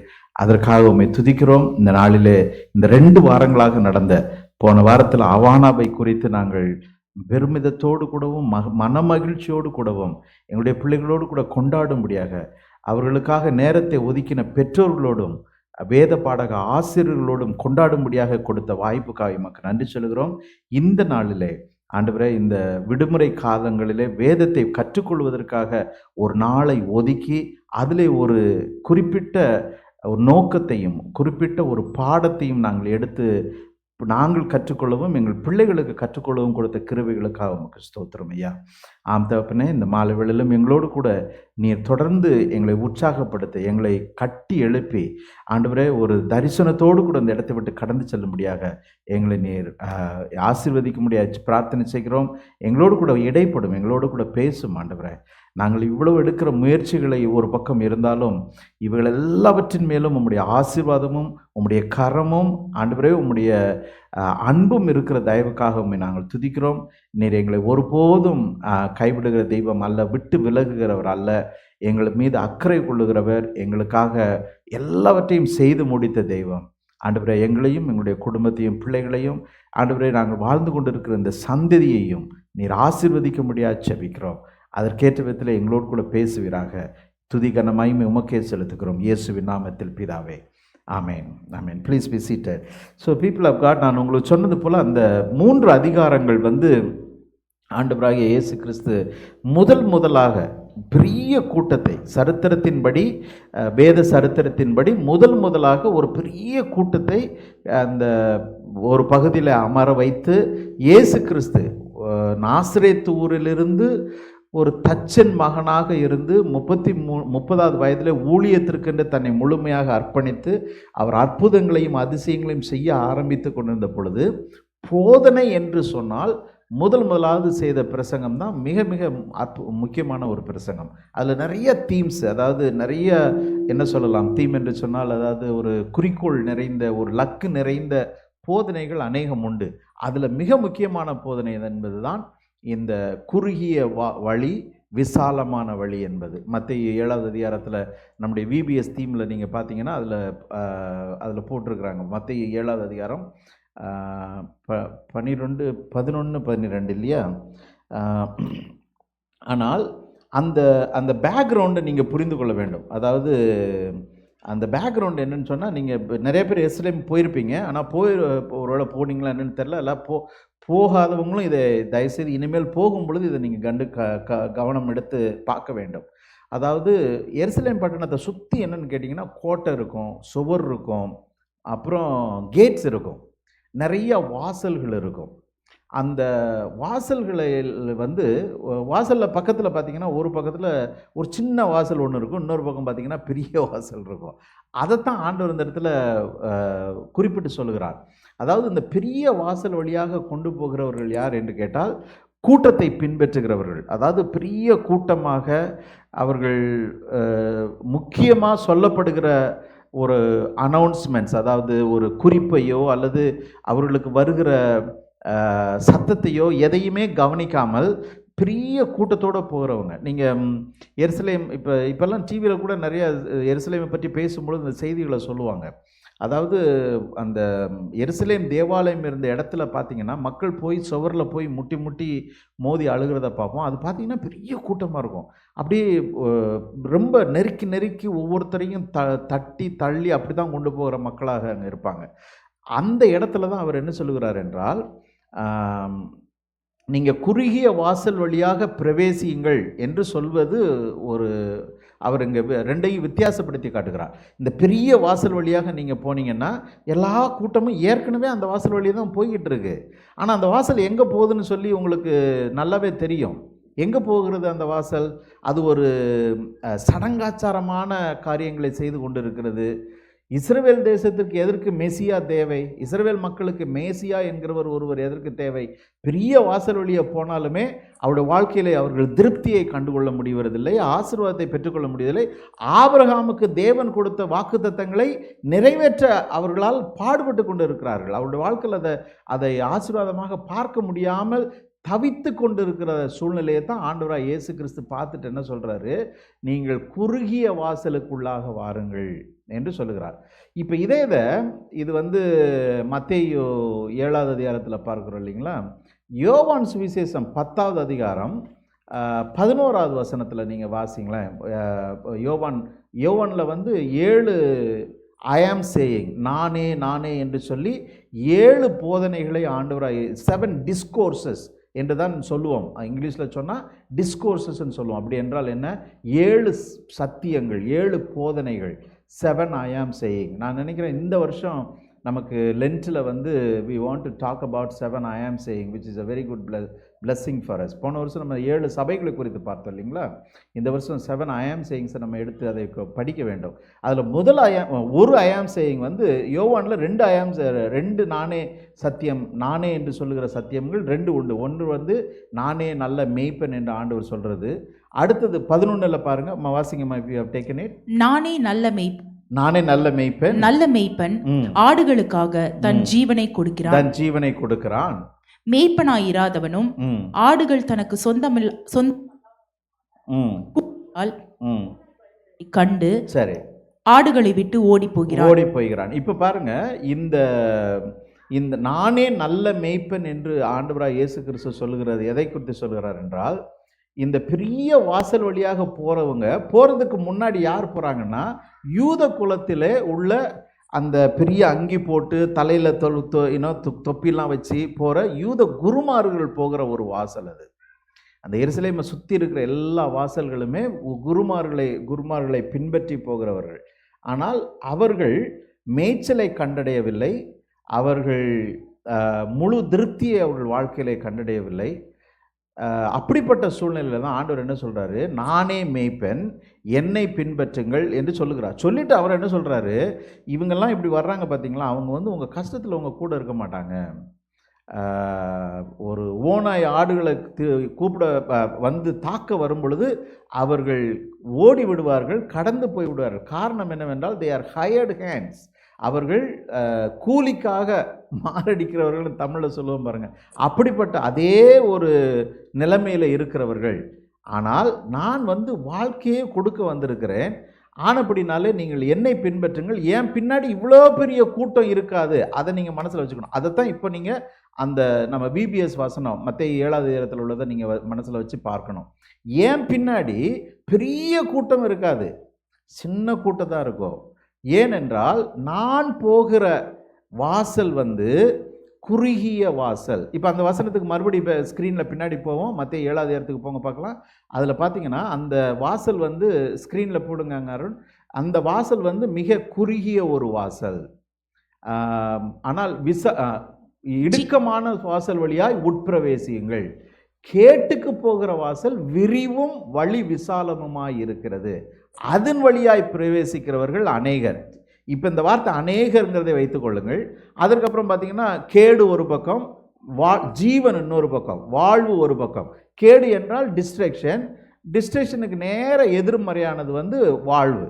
இப்போ ஜீவனுக்கு போகிற வாசல் இடுக்கமும் வழி நெருக்கமுமாக இருக்கிறது. அதை கண்டுபிடிக்கிறவர்கள் ரொம்ப சிலர். இதே வசனத்தை மனசில் வச்சுக்கிட்டு இப்போ 10வது அதிகாரம் 9வது வசனத்தை வாசிங்க. யோவான் 10:9. அதாவது நானே நல்ல மெய்ப்பன்னு சொல்வதற்கு முன்பாக அவர் என்ன சொல்கிறார் என்றால், இதுதான் இன்றைக்கு நமக்கு மாலையில் நமக்கு தேவையான ஒரு சத்தியம். நானே வாசல், நானே வாசல். ஒரே நிமிஷம் இருக்குமா. அதாவது மத்தேயில் அவர் சொல்லுகிறார், இடுக்கமான வாசல் வழியாய் பிரவேசியுங்கள் சொல்லிட்டு அவர் என்ன சொல்கிறார், அதை கண்டுபிடிக்கிறவங்க ரொம்ப கஷ்டம் அப்படின்னு சொல்கிறாரு. சொல்லிட்டு தொடர்ந்து அவர் போதனையை கொண்டு வரும் பொழுது அவர் என்ன சொல்கிறார், நானே அந்த வாசல். அப்படி என்றால் என்ன அர்த்தம், என்னை கண்டு கொள்ளுங்கள், என்னை கண்டுபிடித்து என் பின்னாடி நீங்கள் வர்றது. நிறைய பேர் ஒருவேளை வரமாட்டாங்க, கொஞ்சம் பேர் தான் வருவாங்களா இருக்கும். என் பின்னாடி வாருங்கள். நான் அடிக்கடி ஜேசனோடு கூட இந்த வாலிப பிள்ளைங்கள்லாம் நம்ம வளர்ந்து வருகிற காலத்தில் அவர்களோடு கூட இடைப்படுறது வந்து ரொம்ப கஷ்டமான ஒரு காரியம் இல்லையா. அவரில் அதை நீங்கள் பார்த்தீங்கன்னு சொன்னால் they look at மற்ற எல்லாரும் எப்படி இருப்பாங்களோ அதே மாதிரி இவங்களும் இருக்கணும்னு எதிர்பார்ப்பாங்க. புரியுதா? அது கவனிச்சிருக்கிறீங்களா? டீன்ஸ் இருக்கிறவங்க உங்களுக்கு தெரியும். they like to look at others. அவங்க பாருங்கள், அவங்க அப்படி இருக்கிறாங்க, இவங்க இந்த பிள்ளைங்க இப்படி தான் இருக்கிறாங்க, அவங்க அந்த மாதிரி காரில் வராங்க, இவங்க இந்த மாதிரி ட்ரெஸ் போட்டிருக்கிறாங்க, இவங்க இப்படிப்பட்ட ஃபோன் வச்சுருக்காங்க. ஸோ மற்றவர்கள் அவர்களுக்கு என்ன ஆகிடுறாங்க சொல்லுங்கள், மாதிரியாக வந்துடுறாங்க. ஜேசனுக்கு ஸ்ட்ரெயிட்டாக சொல்லி கொடுத்துருக்கேன், no one is model in your school. We didn't send you to school to find a model for you. அது நம்ம ஸ்கூலுக்கு அவங்க அனுப்புறது உங்களுக்கு ஒரு மாடலை கண்டுபிடிங்க. சரி, இதை நல்லா கவனிங்க. அதாவது இந்த இடுக்கமான வாசல், குறுகலான வாசலில் வந்து இந்த ஒரு ஒரு பேரடைம் நீங்கள் பார்க்கணும். விரிவான வாசலில் என்ன நடக்கும்? நிறைய பேர் போவாங்க. குறுகிய வாசலில் என்ன நடக்கும்? ஒருத்தர் பின்னாடி ஒருத்தர் தான் போக முடியும். உண்மையா இல்லையா? ரைட். முதலாவது அதை நீங்கள் புரிந்து கொள்ள வேண்டும். ரெண்டாவது, இந்த பெரிய கூட்டம் இருக்கிற இடத்துல எல்லாருமே நாங்கள் தலைவன்னு சொல்லுவாங்க, எல்லாருமே ஹீரோம்பாங்க. யாரை நம்ம பின்பற்றுறது, யார் பின்பற்றக்கூடாது. இன்னொன்று என்னென்னா, இந்த ஷீப் ஃபேக்டர்னு சொல்லுவாங்க, அது பிஸ்னஸில் எல்லா ஆடும் ஒரு இடத்துல மொத்தமாக போச்சுன்னா நம்ம அப்படி தான் போகணும் போல இருக்குது. உண்மை என்னென்னா, யாருக்குமே தெரியாது எல்லாரும் எங்கே போகிறாங்கன்னு. எல்லாரும் போய்கிட்டு இருக்காங்க, நாங்களும் போய்கிட்டு இருக்கிறோம். புரியுதா உங்களுக்கு? ஆனால் குறுகிய வாசலிலே போகும் பொழுது நமக்கு முன்பாக ஒருவர் இருப்பார், அவரை பின்பற்றி நாம் போக ஆரம்பிக்கிறோம். அந்த முன்பாக இருக்கிறவர் யாராக இருப்பாங்க? He will be your guru. He is the only one who leads you. The only one person who goes in front of you. Not too many. அப்போ நீங்கள் உங்களுக்கு வந்து டிஸ்ட்ராக்ஷன் வந்து அவசியமே இருக்காது. அந்த ஒருவர் மீது நீங்கள் வைத்திருக்கிற நம்பிக்கையும் அந்த வழி மீது நீங்கள் வைத்திருக்கிற உங்களுடைய விசுவாசமும் உங்களை அந்த குறுகிய வாசலில் அடுத்த இடத்துக்கு உங்களை கொண்டு போகும். ஆனால் அந்த பெரிய இடத்துல என்ன நடக்கும் தெரியுமா? இப்போ முதலாவது அது பெரிய கூட்டம் இருக்கும், உங்களுக்கு தலைவனை கண்டுபிடிக்க முடியாது. ரெண்டாவது, பெரிய கூட்டம் இருக்கிற இடத்துல இன்னொன்று என்ன இருக்குன்னு சொல்லுங்கள்? Very noisy. உண்மையா இல்லையா? சத்தத்தை, அதை தான் இயேசு கிறிஸ்து சொல்லுவார், அந்த ஆடுகள் என் சத்தத்தை கேட்கும். எவ்வளோ பெரிய கூட்டமாக இருந்தாலும் என்னை பின்பற்றுகிற ஆடுகளுக்கு என் சத்தம் என்ன என்பது தெரியும். காரணம் என்ன தெரியுமா? என்னை மாத்திரம் பின்பற்ற வேண்டும் என்று இந்த வருகிற இந்த கூட்டம் என்னுடைய கூட்டம், அவர்களுக்காக நான் ஜீவனையும் கொடுப்பேன் என்று சொல்கிறார். சரி, அடுத்து இன்னொன்று என்னென்னு கேட்டிங்கன்னா, இந்த பெரிய கூட்டத்தில் என்ன நடக்கும்? காணாமல் போயிடுவாங்க, அல்லது வாண்டரிங், அதாவது வாண்டர் எல்லாமே இந்த பெரிய கூட்டத்தில் தான் நடக்கும். அப்படியே நேரம் வீணாகும். எங்கே போகிறாங்கன்னா அடுத்தடுத்து அப்படியே சுற்றி கொஞ்ச நேரத்துக்கு அப்புறம் பார்த்தா அந்த இடத்துல தான் இருப்பாங்க. வாழ்க்கையில் வேறு எங்கேயுமே போயிருக்க மாட்டாங்க. உண்மையா இல்லையா? யோசித்து பாருங்கள் பார்க்கலாம். பெரிய விசாலமான வழியிலே போகிறவருடைய வாழ்க்கை இன்றைக்கு ரொம்ப பரிதாபம் எப்படி இருக்குன்னா, அப்படியே ஸ்டாக்னேட் ஆகியே இருப்பாங்க. அதை செய்கிறம்பாங்க, இதை செய்கிறம்பாங்க, என்னமோ ரொம்ப பிஸியாகவே இருப்பாங்க. ஆனால் அப்புறம் சுற்றி பார்த்ததுக்கப்புறம் பார்த்தீங்கன்னா ஒரே இடத்துல தான் இருப்பாங்க. முதல்ல நியூயார்க் போனீங்கன்னா உங்களுக்கு இது நடக்கும், அதை நீங்கள் தெரிஞ்சு வச்சுக்கோங்க. ஏன்னா பெரிய கூட்டம் இருக்கிற ஊர், எல்லா பக்கமும் சுற்றிட்டு ஒரு 3 மணி நேரம் கழிச்சு இங்கே இப்படி தானே போனோம், மறுபடியும் அதே இடத்துக்கு வந்திருக்கிறோமே, அதுவும் ஜிபிஎஸ்லாம் இல்லைன்னா முடிஞ்சிச்சு, காணாமல் போயிடுவோம் இல்லையா? சரி, அடுத்தது என்ன நடக்கும்னா, இது ரொம்ப நாய்ஸியாக இருக்கும். உங்களுடைய குருன்னு ஒருத்தரை கண்டுபிடிக்க முடியாது. அதற்கப்புறம் இந்த பெரிய கூட்டத்தில் திடீர்னு நீங்கள் விழுந்துட்டீங்கன்னு வைங்க, உங்களுக்கு என்ன ஆகும்? யாராவது ஐயோ ஒருத்தர் விழுந்துட்டாருன்னு பார்ப்பாங்களா? யாரும் பார்க்க மாட்டாங்க. ஒன்று பக்கத்தில் இருக்கிற மேலே மிதித்து ஏறி போய்கிட்டே இருப்பாங்க, இல்லையா நீங்கள் பெருசாக சத்தம் போடணும். சத்தம் போட்டாலுமே யாரையும் கண்டுக்கிட போகிறதில்ல. ஏன்னு கேட்டால் எல்லாரும் பெரிய கூட்டத்தில் ஒருத்தருக்கு ஒருத்தர் தள்ளிக்கிட்டு போய்கிட்டு இருக்கிறதாங்களா இருப்போம். எவ்வளவு நம்ம செய்தித்தாளில் படிச்சிருக்கிறோம், எவ்வளவு ரிலீஜியஸ் சம்மந்தப்பட்ட மத சம்மந்தப்பட்ட சடங்காச்சாரங்களில் பெரிய பெரிய கூட்டத்தில் உள்ள மக்கள் வந்து எத்தனை பேர் உளுந்து இறந்துருக்கிறத நம்ம யோசித்து பார்த்துருக்கணும். பார்க்கலாம். அருமையான தேவஜனமே, இது ரொம்ப நல்ல ஒரு தீம், நம்முடைய பிள்ளைகளுக்கு நம்ம கற்றுக் கொடுக்க வேண்டிய ஒரு தீம்.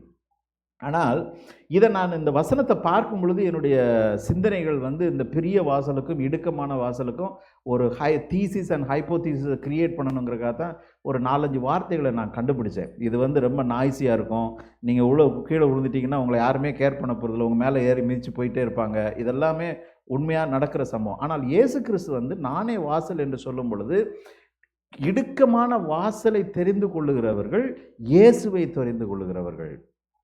அவர் ஒருவரை மாத்திரம் குருவாக, முன்னாடி போகிறவரை குருவாக, தலைவனாக, இரட்சகராக, அவர்தான் நம்மளை நடத்துகிற வழியில் அவர் எங்கே போகிறாரோ நம்ம அவங்க கூட்டு போவோம். நல்லா நீங்கள் கவனிங்க, சில வேளையில் இயேசு கிறிஸ்து கொண்டு போகிற பாதை சிலுவை பாதையாக கூட இருக்கும். ஆனால் விசுவாசிகளுக்கு அது ரட்சிப்பின் பாதையாக முடியும். நம்ம நிறைய பேர் இன்றைக்கு ஒருவேளை கஷ்டத்தில் இருக்கலாம், கவலையில் இருக்கலாம், பாடுகளில் இருக்கலாம். இப்போ பாஸ்டர் நான் விசுவாசியாக இருக்கிறேன், நான் ஜெபம் பண்ணிகிட்டு இருக்கிறேன், ஆனாலும் எவ்வளவோ நான் எதிர்பார்க்குற காரியங்கள் நடக்க மாட்டேங்குது, அல்லது நான் ஜெபம் பண்ணுறேன், நான் நல்ல விசுவாசத்தோடு தான் ஜெபம் பண்ணுறேன், ஆனால் நிறைய காரியங்கள் நடக்கலைன்னு நீங்கள் யோசிக்கலாம். ஆனால் இயேசுவை நீங்கள் பின்பற்றி தொடர்ந்து போய் கொண்டு இருக்கும் பொழுது அது சிலுவை பாதையாக இருந்தாலும் அதில் ஜீவன் இருக்கும். அந்த இடுக்கமான வாசல் விசாலமான வாசல் வசனத்தில் சொல்லப்பட்டிருக்கிறது. இடுக்கமான வாசல் கேட்டுக்கு நேராக கொண்டு போகும், விசாலமான வாசல் கேட்டுக்கு நேராக கொண்டு போகும், இடுக்கமான வாசல் வழியாக போகிறவர்கள் ஜீவனை கண்டு கொள்வார்கள். இயேசு கிறிஸ்து இடுக்கமான வாசலின் வழியாக போய்தான் அவர் கடைசியாக எப்படிப்பட்ட ஒரு அவர் ரட்சிப்பை முடித்ததனால் அவர் என்ன சொல்ல முடிஞ்சிச்சு? நானே வாசல், என்னை பின்பற்றுங்கள், உங்களுக்கு ஜீவன் உண்டாயிருக்கும். அதே அதே யோவான் 10 தான் வாசிக்கிறோம். I came to give life in abundance. நான் உங்களுக்கு ஜீவன் உண்டாயிருக்கவும் அந்த ஜீவன் பரிபூரணப்படவும் வந்தேன். I came to give life in abundance. அந்த விசாலமான வழியை விட்டு குறுக்கலான வழியிலே வரும் பொழுது நமக்கு ஒரு பெரிய வாழ்வு, அதுவும் பரிபூரணமான வாழ்வை ஆண்டவர் நிச்சயமாக கட்டளையிட காத்திருக்கிறார். சரி, ஒரே ஒரு சம்பவத்தை நான் உங்களுக்கு சொல்ல விரும்புகிறேன். இது விபிஎஸ்ங்கிற, அதாவது பிள்ளைகளுடைய ஃபோக்கஸ்னால இந்த ஃபோக்கஸ் நமக்கு கிடைக்காது மறுபடியும். அதனால் நீங்கள் இந்த கதையை நான் உங்களுக்கு சொல்லி அதை நான் முடிக்கணும்னு விரும்புகிறேன். அதாவது போன வாரம் நம்ம பார்த்தோம் 414 மூமெண்ட். அந்த வெப்சைட்டில் நீங்கள் தயவுசெய்து போய் படிங்க. 414, அதாவது 414 movement.orgன்னு வெப்சைட்டில் போய் பார்த்தீங்கன்னா அதில் உள்ள தெளிவான டீட்டெயில்ஸ் இருக்குது. நம்ம 1-on-1 டீச்சிங்ஸை நம்முடைய பிள்ளைகளுக்கு நம்ம உருவாக்கணும். ஒருவேளை நம்ம பிள்ளைங்களுக்கு இல்லாட்டாலும் மற்ற பிள்ளைங்களுக்கு நம்ம உருவாக்கணும். என்ன நடக்கும்? அந்த பிள்ளைகளை ஆண்டவர் மற்றவர்களை கொண்டு நம்ம பிள்ளைகளுக்கு அவர்களை உபதேசிக்க ஆண்டவர் ஒரு வழியை ஏற்படுத்துவார். அதை குறித்து நீங்கள் அதிகமாக பேசணுன்னா தயவுசெய்து contact me, please reach me. இந்த 4 வயது முதல் 14 வயதில் இருக்கிறவர்கள் தான் விசுவாசத்தில் நிலைத்திருக்கிறவர்கள். It's a scientifically proven record and statistics. அதனால் அந்த ஊழியத்தை நம்ம மிக சிறப்பமாக எடுத்து செய்யணும். இப்போ இதை செய்யும் பொழுது என்ன நடக்கும் என்றால், ஒரு ஸ்டேஜில் நமக்கு வந்த உடனே என்ன ஆகிடுவோம் தெரியுமா? நம்ம படிக்கிறோம், வேலை தேடுறோம், வேலை பார்க்குறோம், அப்புறம் வீடு வாங்குகிறோம், என்னெல்லாமோ ஆசீர்வாதங்களை பெறுகிறோம், அப்புறம் குழந்தைகள் உண்டாகிறது. அதுக்கப்புறம் முழு வாழ்க்கையினுடைய முக்கால்வாசி பகுதி என்ன ஆகிடும்னா அந்த பிள்ளைகளை குறித்த கவலைப்படுற காரியமாகவே இருக்கும். அந்த பிள்ளைகளை குறித்து அவர்களை மேன்மைப்படுத்துவது எப்படி, எங்கே படிக்க வைக்கிறது, என்ன படிக்க வைக்கிறது, எப்படி செய்கிறது, அவளோடு கூட நேரம் செலவு, இதுவே நடந்து கொண்டு இருக்கும். லூக்கா 7வது அதிகாரத்தில், இப்போ நம்ம மத்தேயு 7ல் நம்முடைய இந்த தீமை பார்த்தோம். லூக்கா 7வது அதிகாரத்தில் ஒரு பெற்றோர்கள், அதாவது இப்போ போன வாரம் நம்ம பெற்றோரை பற்றி பார்த்தோம். பட் அந்த வசனத்தை வாசித்துட்டு நம்ம வந்துடலாமே. லூக்கா 8வது அதிகாரம் கடைசி வசனத்தை வாசிங்கம்மா. 8வது அதிகாரம் கடைசி வசனம். அவர் தாய் தகப்பன்மார் ஆச்சரியப்பட்டார்கள். இன்னொரு கதை வாசிங்க. அவள் தாய் தகப்பன்மார் ஆச்சரியப்பட்டார்கள். அருமையான தேவஜனம், இன்னைக்கு விபிஎஸ் நம்ம எடுத்து மன நிறைவோடு அங்கே வந்திருப்போம். நம்முடைய பெற்றோர்களுக்கு ஆண்டவர் சொல்கிற காரியம், அல்லது பெற்றோர்களாக இருக்கிற நமக்கு, அல்லது விபிஎஸ்ல சிரமம் எடுத்து பொறுப்பெடுத்து செய்த நமக்கு ஆண்டவர் சொல்கிற ஒரே ஒரு வார்த்தை என்ன தெரியுமா? அவளுடைய தாய் தகப்பன்மார் ஆச்சரியப்பட்டார்கள். இது அந்த கதை லூக்கா 8வது அதிகாரத்தில் இருக்கிற கதை ஒன்றும் இல்லை, போன வாரம் நம்ம பார்த்த கதை தான் அது. சம்பவம் ஏதாவது யவீருனுடைய மகள் ஜைரஸ். யவீரு ஒரு 100க்கு அதிபதி, தேவாலயத்தினுடைய தலைவனாக இருக்கிறான், சினகாக் லீடர். அவருடைய மகளை ஆண்டவர் எழுப்பி அவர்களிடத்தில் கொடுத்த பொழுது அந்த வசனம் சொல்லுகிறது, அவர் தாய் தகப்பன்மார் ஆச்சரியப்பட்டார்கள். ஆனால் முந்தின அதிகாரத்தில் வேற ஒரு சம்பவம் இருக்குது. அந்த சம்பவத்தை தான் இன்னைக்கு நான் உங்களுக்கு சொல்லணும்னு நான் ரொம்ப மனசுலேருந்து பாரப்பட்டுட்டு இருந்தேன். அந்த சம்பவம் என்னவென்றால், இங்கே ஒரு பொண்ணை, ஒரு மகளை ஆண்டவர் தன்னுடைய பெற்றோர்களுக்கு திருப்பி கொடுக்கிறார். யவீரு தகப்பன் தான் அழுது புலம்பி இயேசு கிறிஸ்துவினிடத்தில் வருகிறான். ஆனால் தாய் தகப்பன்மார் சந்தோஷப்பட்டார்கள் என்று வசனம் சொல்கிறது. ஆனால் 7வது அதிகாரத்தில் பார்த்தீங்கன்னா, 7வது அதிகாரம் 13வது வசனத்திலிருந்து நீங்கள் 11வது வசனத்திலிருந்து நீங்கள் வாசித்து பார்த்தீங்கன்னா, இங்கே நாயின் பட்டணம் என்கிற பட்டணத்தில் ஒரு விதவை பெண் ஒருவர் இருக்கிறார். அந்த பட்டணத்திற்குள்ளாக இயேசு கிறிஸ்து போகிறார். பெரிய வாசல் இருக்கிறது. அந்த வாசல் வழியாக ஒரு இறந்த சரீரத்தை தூக்கொண்டு வருகிறார்கள். இயேசு கிறிஸ்து அந்த இடத்துல நின்று அந்த காஃபின் பாக்ஸ், அதாவது பாடையை அவர் பார்த்து நிறுத்துங்கள் என்று சொல்லி நிற்க சொல்லுகிறார். நிற்க சொன்ன பின்பாங்கன்னு நடக்க சொல்லுங்க. 11லேருந்து வாசிக்க பார்க்கலாமா? குயிக்காக வாசிங்க. மறுநாளிலே ஆ. அவர் நாயின் என்னும் ஊருக்கு போனார். நாயின் என்னும் ஊருக்கு போய் அவருடைய சீஷர் ம், அநேகரும் திரளான ஜனங்களும் அவருடனே கூட போனார்கள். போனார்கள். அவர் ஊரின் வாசலுக்கு சமீபித்த போது ம், மரித்து போன ஒருவனை அடக்கம் பண்ணும்படி கொண்டு வந்தார்கள். ம். அவன் தன் தாய்க்கு ஒரே மகனாயிருந்தான். இப்பயும் பாருங்க, இங்கேயும் அதாவது இந்த பிள்ளைகளை குறித்து இந்த 2 வாரமும் நம்ம பார்த்துக்கிட்டு இருக்கிறோம். போன வாரம் நம்ம பார்த்தது ஒரு குழந்தை, பெண் குழந்தையை குறித்து, இந்த வாரம் ஒரு மகனை குறித்து. அதுவும் அந்த மகன் வந்து ஒரு சோலோ மாம், தனியாக தாயா இருந்து பாடுபட்டு ஒரு மகனை வளர்த்து கொண்டிருக்கிற ஒரு குழந்தை. சரியா? அந்த மகன் வந்து அவன் வயசை பற்றி இதில் போடலை. ஆனால் அதில் என்ன போட்டிருக்குன்னா, அதாவது ஏதோ ஒரு இடத்துல பார்த்தீங்கன்னா யங் மகன் சொல்லப்பட்டிருக்கும். ஆனால் நீங்கள் போய் படிக்கும் பொழுது தெரியும், it is all about the children, boys children. Right? அப்புறம் வாசிங்க. அவளோ கைம்பெண்ணாய் இருந்தாள். விதவையாக இருந்தாள். சரி. ஊராரில் வெகு ஜனங்கள் அவளுடனே கூட வந்தார்கள். கர்த்தர் அவளை பார்த்து அவள் மேல் மனதுருகி அழாதே என்று சொல்லி சரி கிட்ட வந்து பாடையை தொட்டார். அதை சுமந்தவர்கள் நின்றார்கள். அப்பொழுது அவர், வாலிபனே எழுந்திரு என்று உனக்கு சொல்லுகிறேன் என்றார். இது 3 சி வார்த்தையை நான் இங்கிலீஷில் படிக்கும் பொழுது எனக்கு இந்த 3 சி வார்த்தை ரொம்ப பிடிச்சிருந்துச்சு. முதலாவது அழுகும் பெண், கிரையிங் மதர். இரண்டாவது கம்பேஷனட் ஜீசஸ், இயேசு கிறிஸ்து மனதுருகினார் என்கிற வார்த்தை தெளிவாக அந்த வசனத்தில் போட்டிருக்கு. மூன்றாவது காஃபின் மேன். எப்படி இருக்கு சொல்லுங்க? அதாவது பாடையில் இருக்கிற ஒரு மகன். இந்த 3 வார்த்தைகளுக்கும் இதில் பெரிய அர்த்தங்கள் நிறையா உண்டு.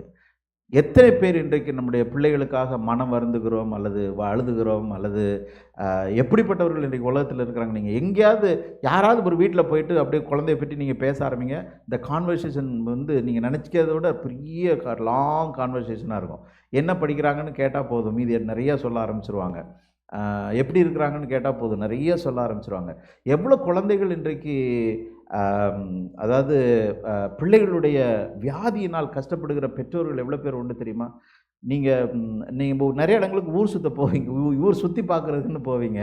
ஆனால் அப்படிலாம் போகும் பொழுது எப்பயுமே விசுவாசி, ஆண்டவரை நேசிக்கிறவர்கள் என்ன பண்ண வேண்டும் தெரியுமா?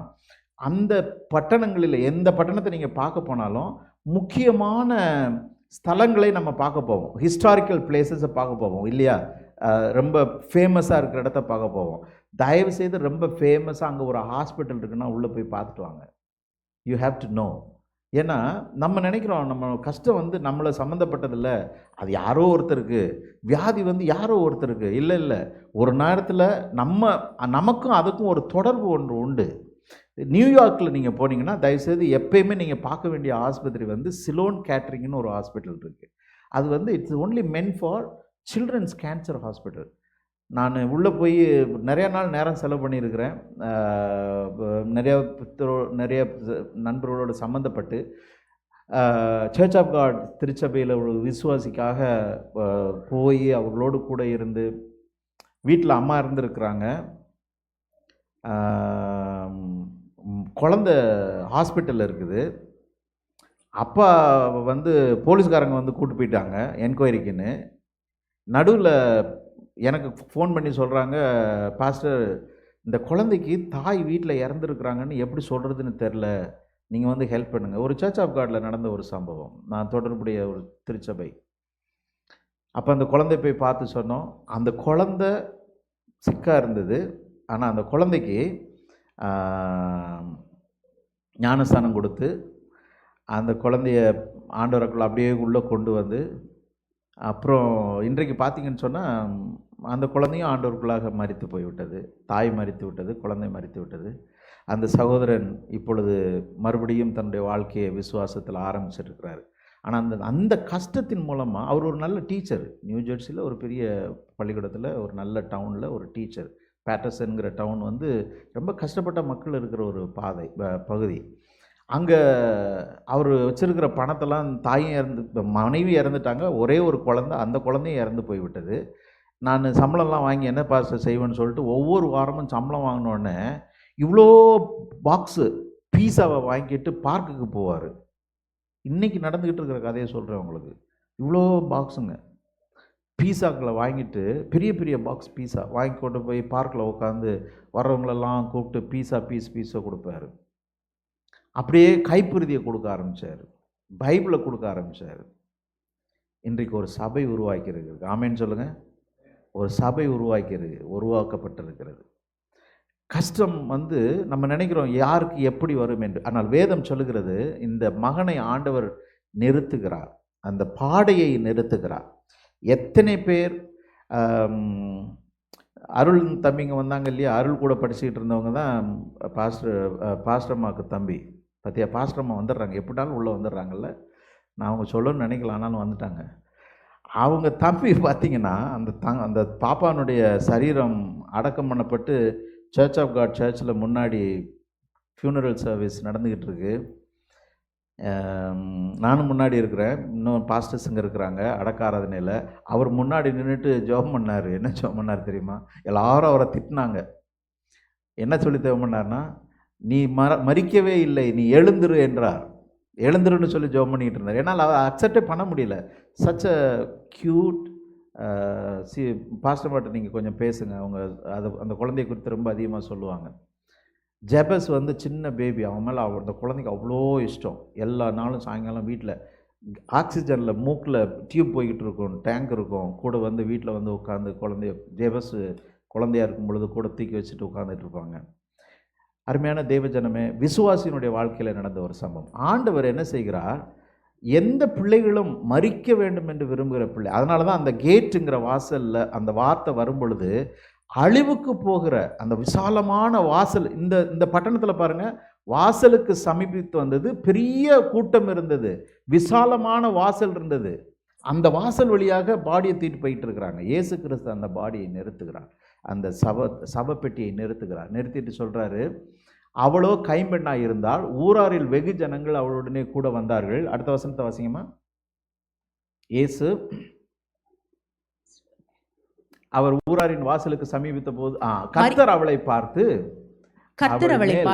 அவள் மேல் மனதுருகி அழாதே என்று சொல்லி கிட்ட வந்து பாடையை தொட்டார். அழாதே என்று சொல்லும் பொழுது அந்த அம்மா என்ன சொல்லியிருப்பாங்க, என்ன சொல்லியிருக்க கூடும், என் மகன் இறந்துட்டாங்கய்யா, நீங்கள் அழாதன்னு சொன்ன உடனே என் மகன் என்ன உயிரோட வந்துட போகிறானா? உண்மையா இல்லையா? யோசித்து பார்ப்பாங்களா இல்லையா? அப்படி தானே சொல்லுவாங்க. எங்கேயுமே போய், அதாவது இறந்த வீட்டில் கண்ணீரோடு இருக்கிற தாயை தகப்பனை பார்த்து, அல்லது பிள்ளைகளுக்காக கண்ணீர் வடித்து கொண்டு இருக்கிற பெற்றோர்களை பார்த்து நம்ம அழாதே என்று சொல்வோமே, ஆனால் அந்த வார்த்தையில் ஒரு நம்பிக்கை, ஒரு அற்புதம், ஒரு அதிசயம் அங்கே நடக்க வேண்டும். அதற்கு இயேசு தேவை. அங்கே அவர் முன்னாடி நின்று சொல்கிறார், அவர் ஒருவரால் மாத்திரம்தான். ஏனென்றால் அவருடைய மனதுருக்கத்தில் there was a substance in compassion. அதாவது இயேசு கிறிஸ்துனுடைய மனதுருக்கம் வந்து வெறும் வார்த்தை அல்ல. அவர் மனதுருகும் பொழுதே, என்னால் சுகம் கொடுக்க முடியும், என்னால் ஜீவனை கொடுக்க முடியும், ஆனால் அதை நீ பெற்றுக்கொள்ளாமல் நீ இழந்து விட்டாயே, அந்த ஜீவனை இழந்து விட்டாய், வாழ்க்கையை இழந்து விட்டாய், நீ மரித்து விட்டாய். அந்த ஒரு ஏக்கத்தோடு அந்த மனதுருகத்தை அவர் பார்த்து, அந்த பெண்ணை பார்த்து சொல்கிறார், அழாதே என்று சொல்லி கிட்ட வந்து பாடையை தொட்டார். அதை சுமந்தவர்கள் நின்றார்கள். அப்பொழுது அவர், வாலிபனே எழுந்திரு என்று உனக்கு சொல்லுகிறேன் என்றார். மரித்தவன் எழுந்து உட்கார்ந்து பேசத் தொடங்கினான். அவனை அவன் தாயினிடத்தில் ஒப்பு கொடுத்தார். நல்ல கவனிங்க பிரியமானவர்களே. நம்ம நினைக்கிறோம் 18 வயசு ஆனவொன்னு இந்த ஊரில் வந்து பிள்ளைங்கள்லாம் அவங்களுக்காக விட்டுருவோன்ட்டு. ஆனால் இயேசு கிறிஸ்து மரித்த வாலிபனை எழுப்பி திருப்பி தாயிட்ட தான் ஒப்பு கொடுக்குறாரு. உனக்கு 18 வயசு ஆயிடுச்சு தம்பி, நீ உயிரோட வந்துட்ட, நீ எப்படினாலும் போய் பொழைச்சிக்கோ அப்படிலாம் சொல்லலை. திரும்ப தாயினிடத்தில் ஒப்பு கொடுக்கிறார். ஏனென்றால் அந்த தாயினுடைய கண்ணீரை நிறுத்துவதற்கு அந்த மகன் அங்கே தேவை. இந்த பாடையை தொட்டாருங்கிற வார்த்தையை நாம் படிக்கும் பொழுது, நம்முடைய பிள்ளைகளை நாம் ஆண்டவர் தொடுவதற்கு அனுமதிக்காமல் இருப்போமேயானால் ஒரு நாள் பாடையை அவர் தொட வேண்டிய நிலைமை வரும். அந்த அளவுக்கு விடக்கூடாது. புரியுதா உங்களுக்கு? நம்ம சந்ததியில் சொல்ல வரேன். நம்முடைய பிள்ளைகளுக்காக ஒவ்வொரு நாளும் நம்ம பிள்ளைகளை தொட்டு, ஆண்டவரே நான் தொடுவதைப் போல என் பிள்ளைகளை நீங்கள் தொடுங்க சுவாமி, நான் தொடுவதைப் போல நீங்கள் தொட்டு குணப்படுத்துங்க, விசுவாசத்தை தாங்க, நம்பிக்கையை தாங்க. ஒரு காலம் வந்த உடனே நேற்று தினத்தில் கிட்டத்தட்ட 1 மணி நேரம் நான் எதிர்பார்க்கவே இல்லை. ஒரு பெங்களூர்லேருந்து ஒரு பாஸ்டர் இங்கே வந்திருக்கிறாங்க. 6 வருஷமாக இருக்கிறாங்களாம். என்ன பண்ணேன்னு தெரில, வாழ்க்கையை வச்சுக்கிட்டு 2 பிள்ளைங்க இருக்கிறாங்க, என் மனைவி PhD படிச்சிருக்காங்க, நான் என்ன பண்ணேன்னு தெரில பாஸ்டர் என்று சொல்லி பேசிகிட்டே இருக்கிறாங்க. நான் அவங்களுக்கு தெளிவாக 1 மணி நேரம் கேட்டு முடிச்சுட்டு 2 வார்த்தை தான் சொன்னேன். நம்பர் 1, இனிமேல் உங்கள் வாழ்க்கை கிடையாது. உங்கள் பிள்ளைங்களுக்கு வயசு என்ன, 4 வயசு 8 வயசு ஏதோ சொன்னாங்க. இனிமேல் உங்கள் வாழ்க்கை இல்லை, இனிமேல் உங்கள் பிள்ளைங்கள தான் நீங்கள் பார்க்கணும். உங்கள் பிள்ளைகளுக்காக நீங்கள் தியாகம் செய்தீங்கன்னா எதிர்காலத்தில் ஆண்டவர் அந்த பிள்ளைகளுக்காக ஏதோ ஒன்று உங்களை அங்கே கொண்டு வந்திருக்கலாம். எனக்கல்ல ஆண்டவரே, என் பிள்ளைகளுடைய வாழ்க்கை, என் பிள்ளைகள் இயேசு கிறிஸ்து விரும்புகிற தேவன் உருவாக்கின அந்த சாயலுக்குள்ளாக என் பிள்ளைகள் வளர வேண்டும், வர வேண்டும். நான் நிறைய என் வாழ்க்கையை திரும்பி பார்த்தேன்னா ஒருவேளை நிறைய தவறான தெரிந்தெடுப்புகள், ராங் சாய்ஸஸ் பண்ணி என்னெல்லாமோ நடந்து ஏதோ பண்ணி இப்போ ஓரளவு நான் இங்கே இருக்கிறேன். ஆனால் மீதியான நாட்களை என்னை சரிப்படுத்துவது ஒரு பக்கம் இருந்தாலும் நான் என் பிள்ளைகளுக்காக அது எல்லா தியாகத்தையும் நான் செய்ய ஆயத்தப்பட விரும்புகிறேன். இதை நாம் செய்ய அழைக்கப்படுகிறோம்.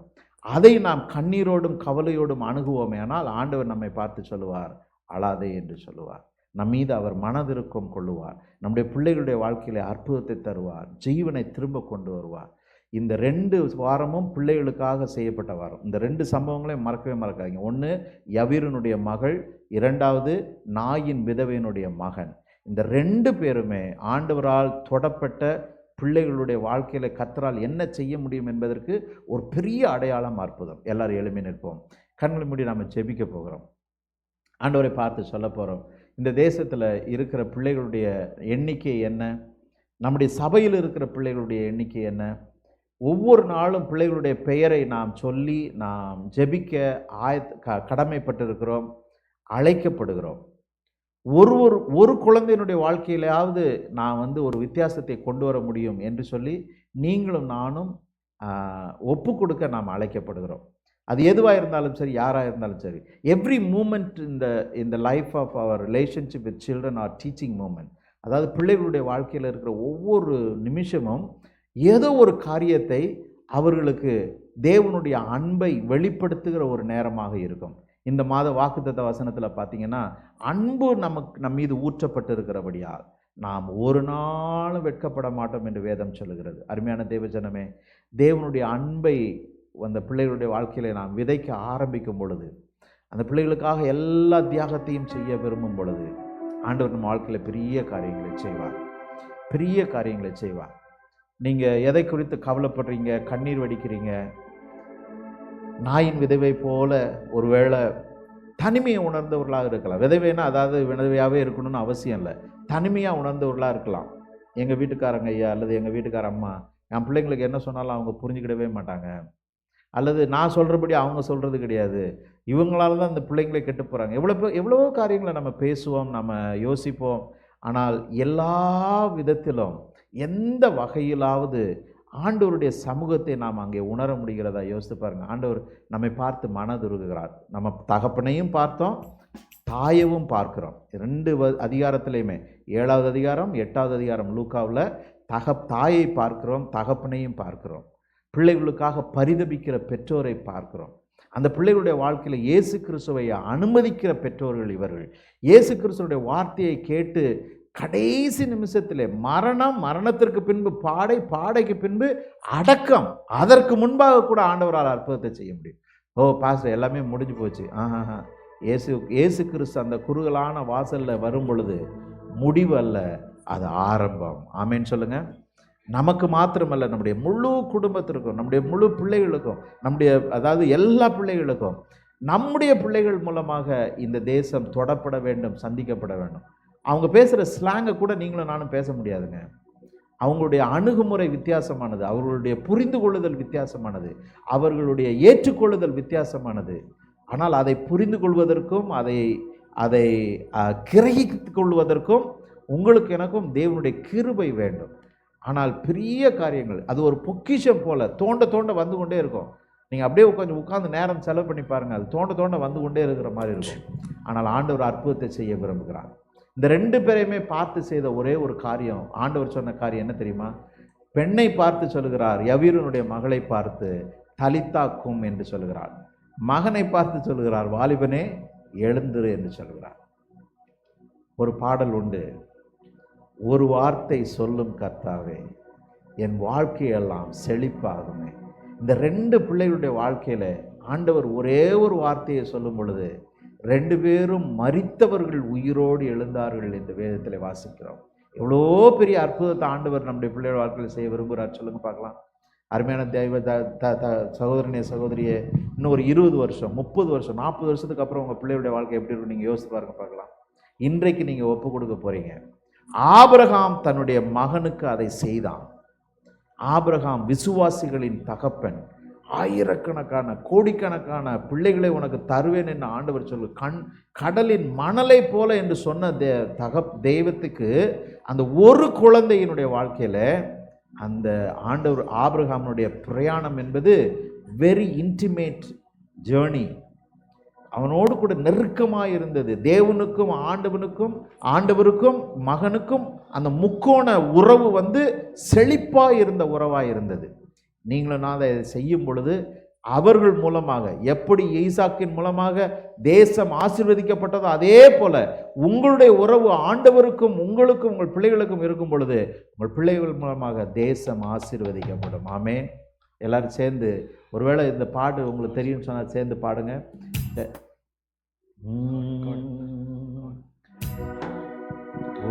வார்த்தையிலே சுகம், வார்த்தையிலே மதுரம், வார்த்தையிலே சுகம், வார்த்தையிலே மதுரம், வார்த்தையிலே எல்லாம் சந்தோஷம். எல்லாரும் சொல்லுங்க, வார்த்தையிலே எல்லாம் சந்தோஷம். ஒரு வார்த்தை சொல்லும் கர்த்தாவே, எங்கள் வாழ்க்கையெல்லாம் செழிப்பாகுமே. ஒரு வார்த்தை சொல்லும் கர்த்தாவே, எங்கள் வாழ்க்கையெல்லாம் செழிப்பாகுமே. ஒரு வார்த்தை சொல்லும் கர்த்தாவே. வார்த்தையிலே சுகம், வார்த்தையிலே மதுரம், வார்த்தையிலே சுகம், வார்த்தையிலே மதுரம், வார்த்தையிலே எல்லாம் சந்தோஷம். வார்த்தையிலே எல்லாம் சந்தோஷம். மாறாவின் தண்ணீரெல்லாம் மதுரமாக மாறி போகும். மாறாவின் தண்ணீரெல்லாம் மதுரமாக மாறி போகும். கண்ணீர் மாறிடும், துக்கம் மாறிடும். கண்ணீர் மாறிடும், துக்கம் மாறிடும். ஒரு வார்த்தை சொன்னால் போதுமே. ஒரு வார்த்தை சொன்னால் போதுமே. வார்த்தையிலே சுகம், வார்த்தையிலே மதுரம், வார்த்தையிலே சுகம், வார்த்தையிலே மதுரம், வார்த்தையிலே எல்லாம் சந்தோஷம். வார்த்தையிலே எல்லாம் சந்தோஷம். இருளான வாழ்க்கை எல்லாம் ஒளியாக மாறி போகும். இருளான வாழ்க்கை எல்லாம் ஒளியாக மாறி போகும்.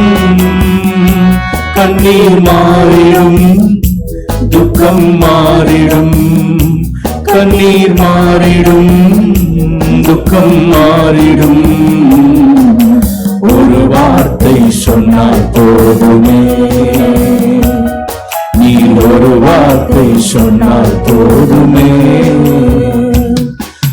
வார்த்தையிலே சுகம், வார்த்தையிலே மதுரம், வார்த்தையிலே சுகம், வார்த்தையிலே மதுரம், வார்த்தையிலே எல்லாம் சந்தோஷம். வார்த்தையிலே எல்லாம் சந்தோஷம். எரிகோவின் தடைகள் எல்லாம் துதிகளாக மாறி போகும். எரிகோவின் தடைகள் எல்லாம் துதிகளாக மாறி போகும். கண்ணீர் மாறிடும், துக்கம் மாறிடும். கண்ணீர் மாறிடும், ஒரு வார்த்தை சொன்னால் போதுமே, நீர் ஒரு வார்த்தை சொன்னால் போதுமே.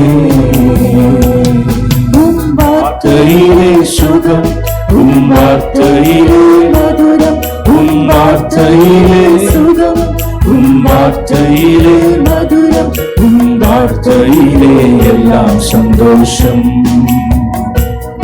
உம் வார்த்தையிலே எல்லாம் சந்தோஷம். லூக்கா 7வது அதிகாரம் 16 வசனத்திலே, அதாவது இந்த பகுதியின் கடைசியிலே வருகிற வார்த்தை என்ன தெரியுமா? God has visited us. கர்த்தர் எங்களை சந்தித்தார் என்கிற வார்த்தையோடு கூட இந்த அற்புத சம்பவம் வேதத்திலே நிறைவு பெறுகிறது. அருமையான தேவஜனமே, God visits us through these 2 Sundays, for the life of our children, and through the life of our children God wants to do many things.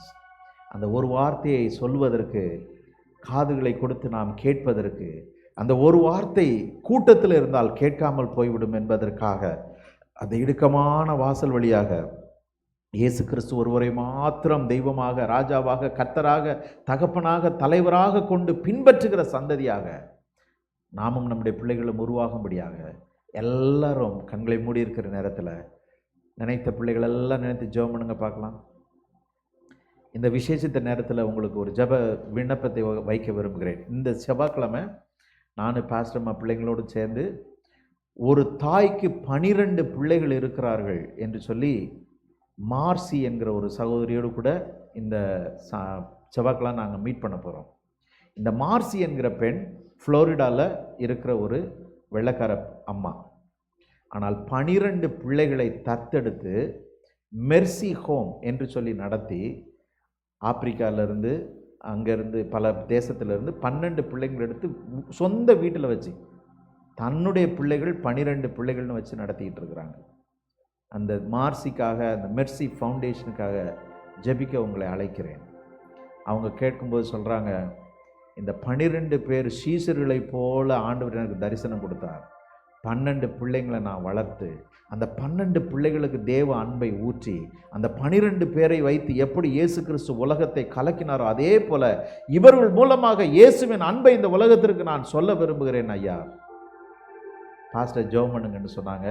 வர செவ்வாய்க்கிழமை அவர்களோடு கூட நாங்கள் ஐக்கியப்பட போகிறோம். அதுக்காக ஜெபிங்க. உங்களுடைய சொந்த பிள்ளைகளுக்கு மாத்திரம் இல்லை, ஊரார் பிள்ளையை ஊட்டி வளர்த்தால் தான் பிள்ளை தானே வளரும் என்று சொல்வார்கள். மற்ற பிள்ளைகளுக்காக நான் ஜெபிக்க அழைக்கப்பட்டிருக்கிறோம். ஹாஸ்ட் ஹவுஸ்கி என்று சொல்லுகிற நபர் ஊட்டியில் உட்கார்ந்துட்டு இருக்கிறாரு. ஜெர்மன்கார மனுஷன், தமிழ் சுத்தமாக தெரியாது. ஊட்டியில் அந்த தேயிலை தோட்டத்தை சுற்றி வச்சுக்கிட்டு CMS, children's missions society, children's missions service என்று சொல்லி பெயர் வைத்து கன்னியாகுமரி, களியக்காவிளை, நாகர்கோவில்,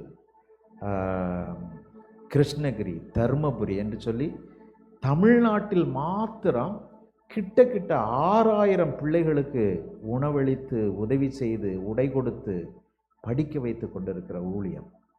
அருமையான தேவச்சனமே, 4 முதல் 14 வயது இருக்கிறவர்கள் இயேசு கிறிஸ்துவை தெரிந்து கொள்ள அழைக்கப்படுகிறார்கள். இயேசு கிறிஸ்து கிரியை செய்ய விரும்புகிறார். ஆண்டவராக இயேசு கிறிஸ்து அவர்கள் மத்தியில் அற்புதத்தை செய்ய விரும்புகிறார். காரணம் என்ன தெரியுமா?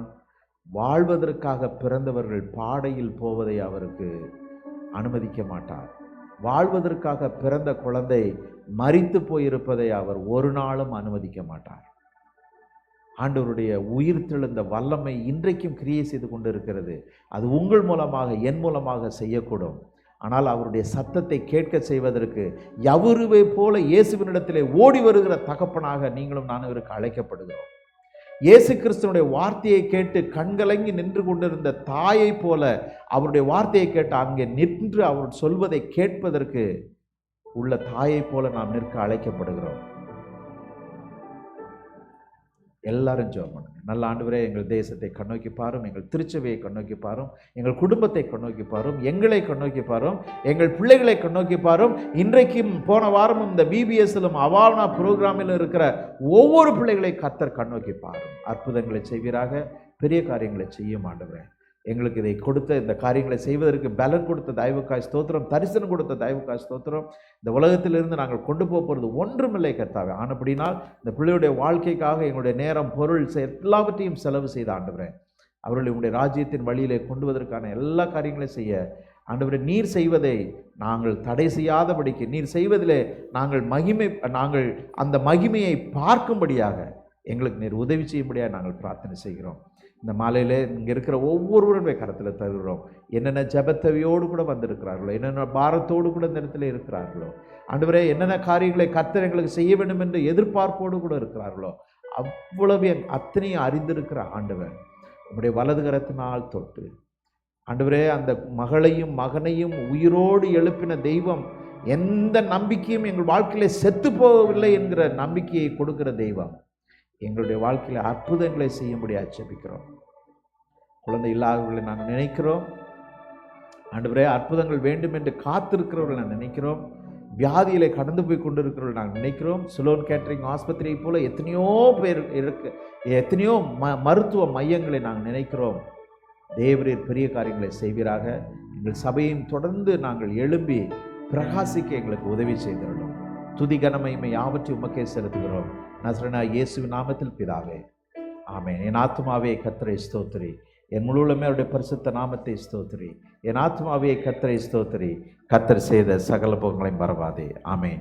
நம்முடைய கர்த்தராகிய இயேசு கிறிஸ்துவின் இல்லை, நம்ம தொடர்ந்து மற்ற பகுதிகளை கடந்து செல்வோம். அதற்கப்புறம் நம்முடைய ஆசீர்வாதத்தை நாம் பெற்றுக்கொள்வோம்.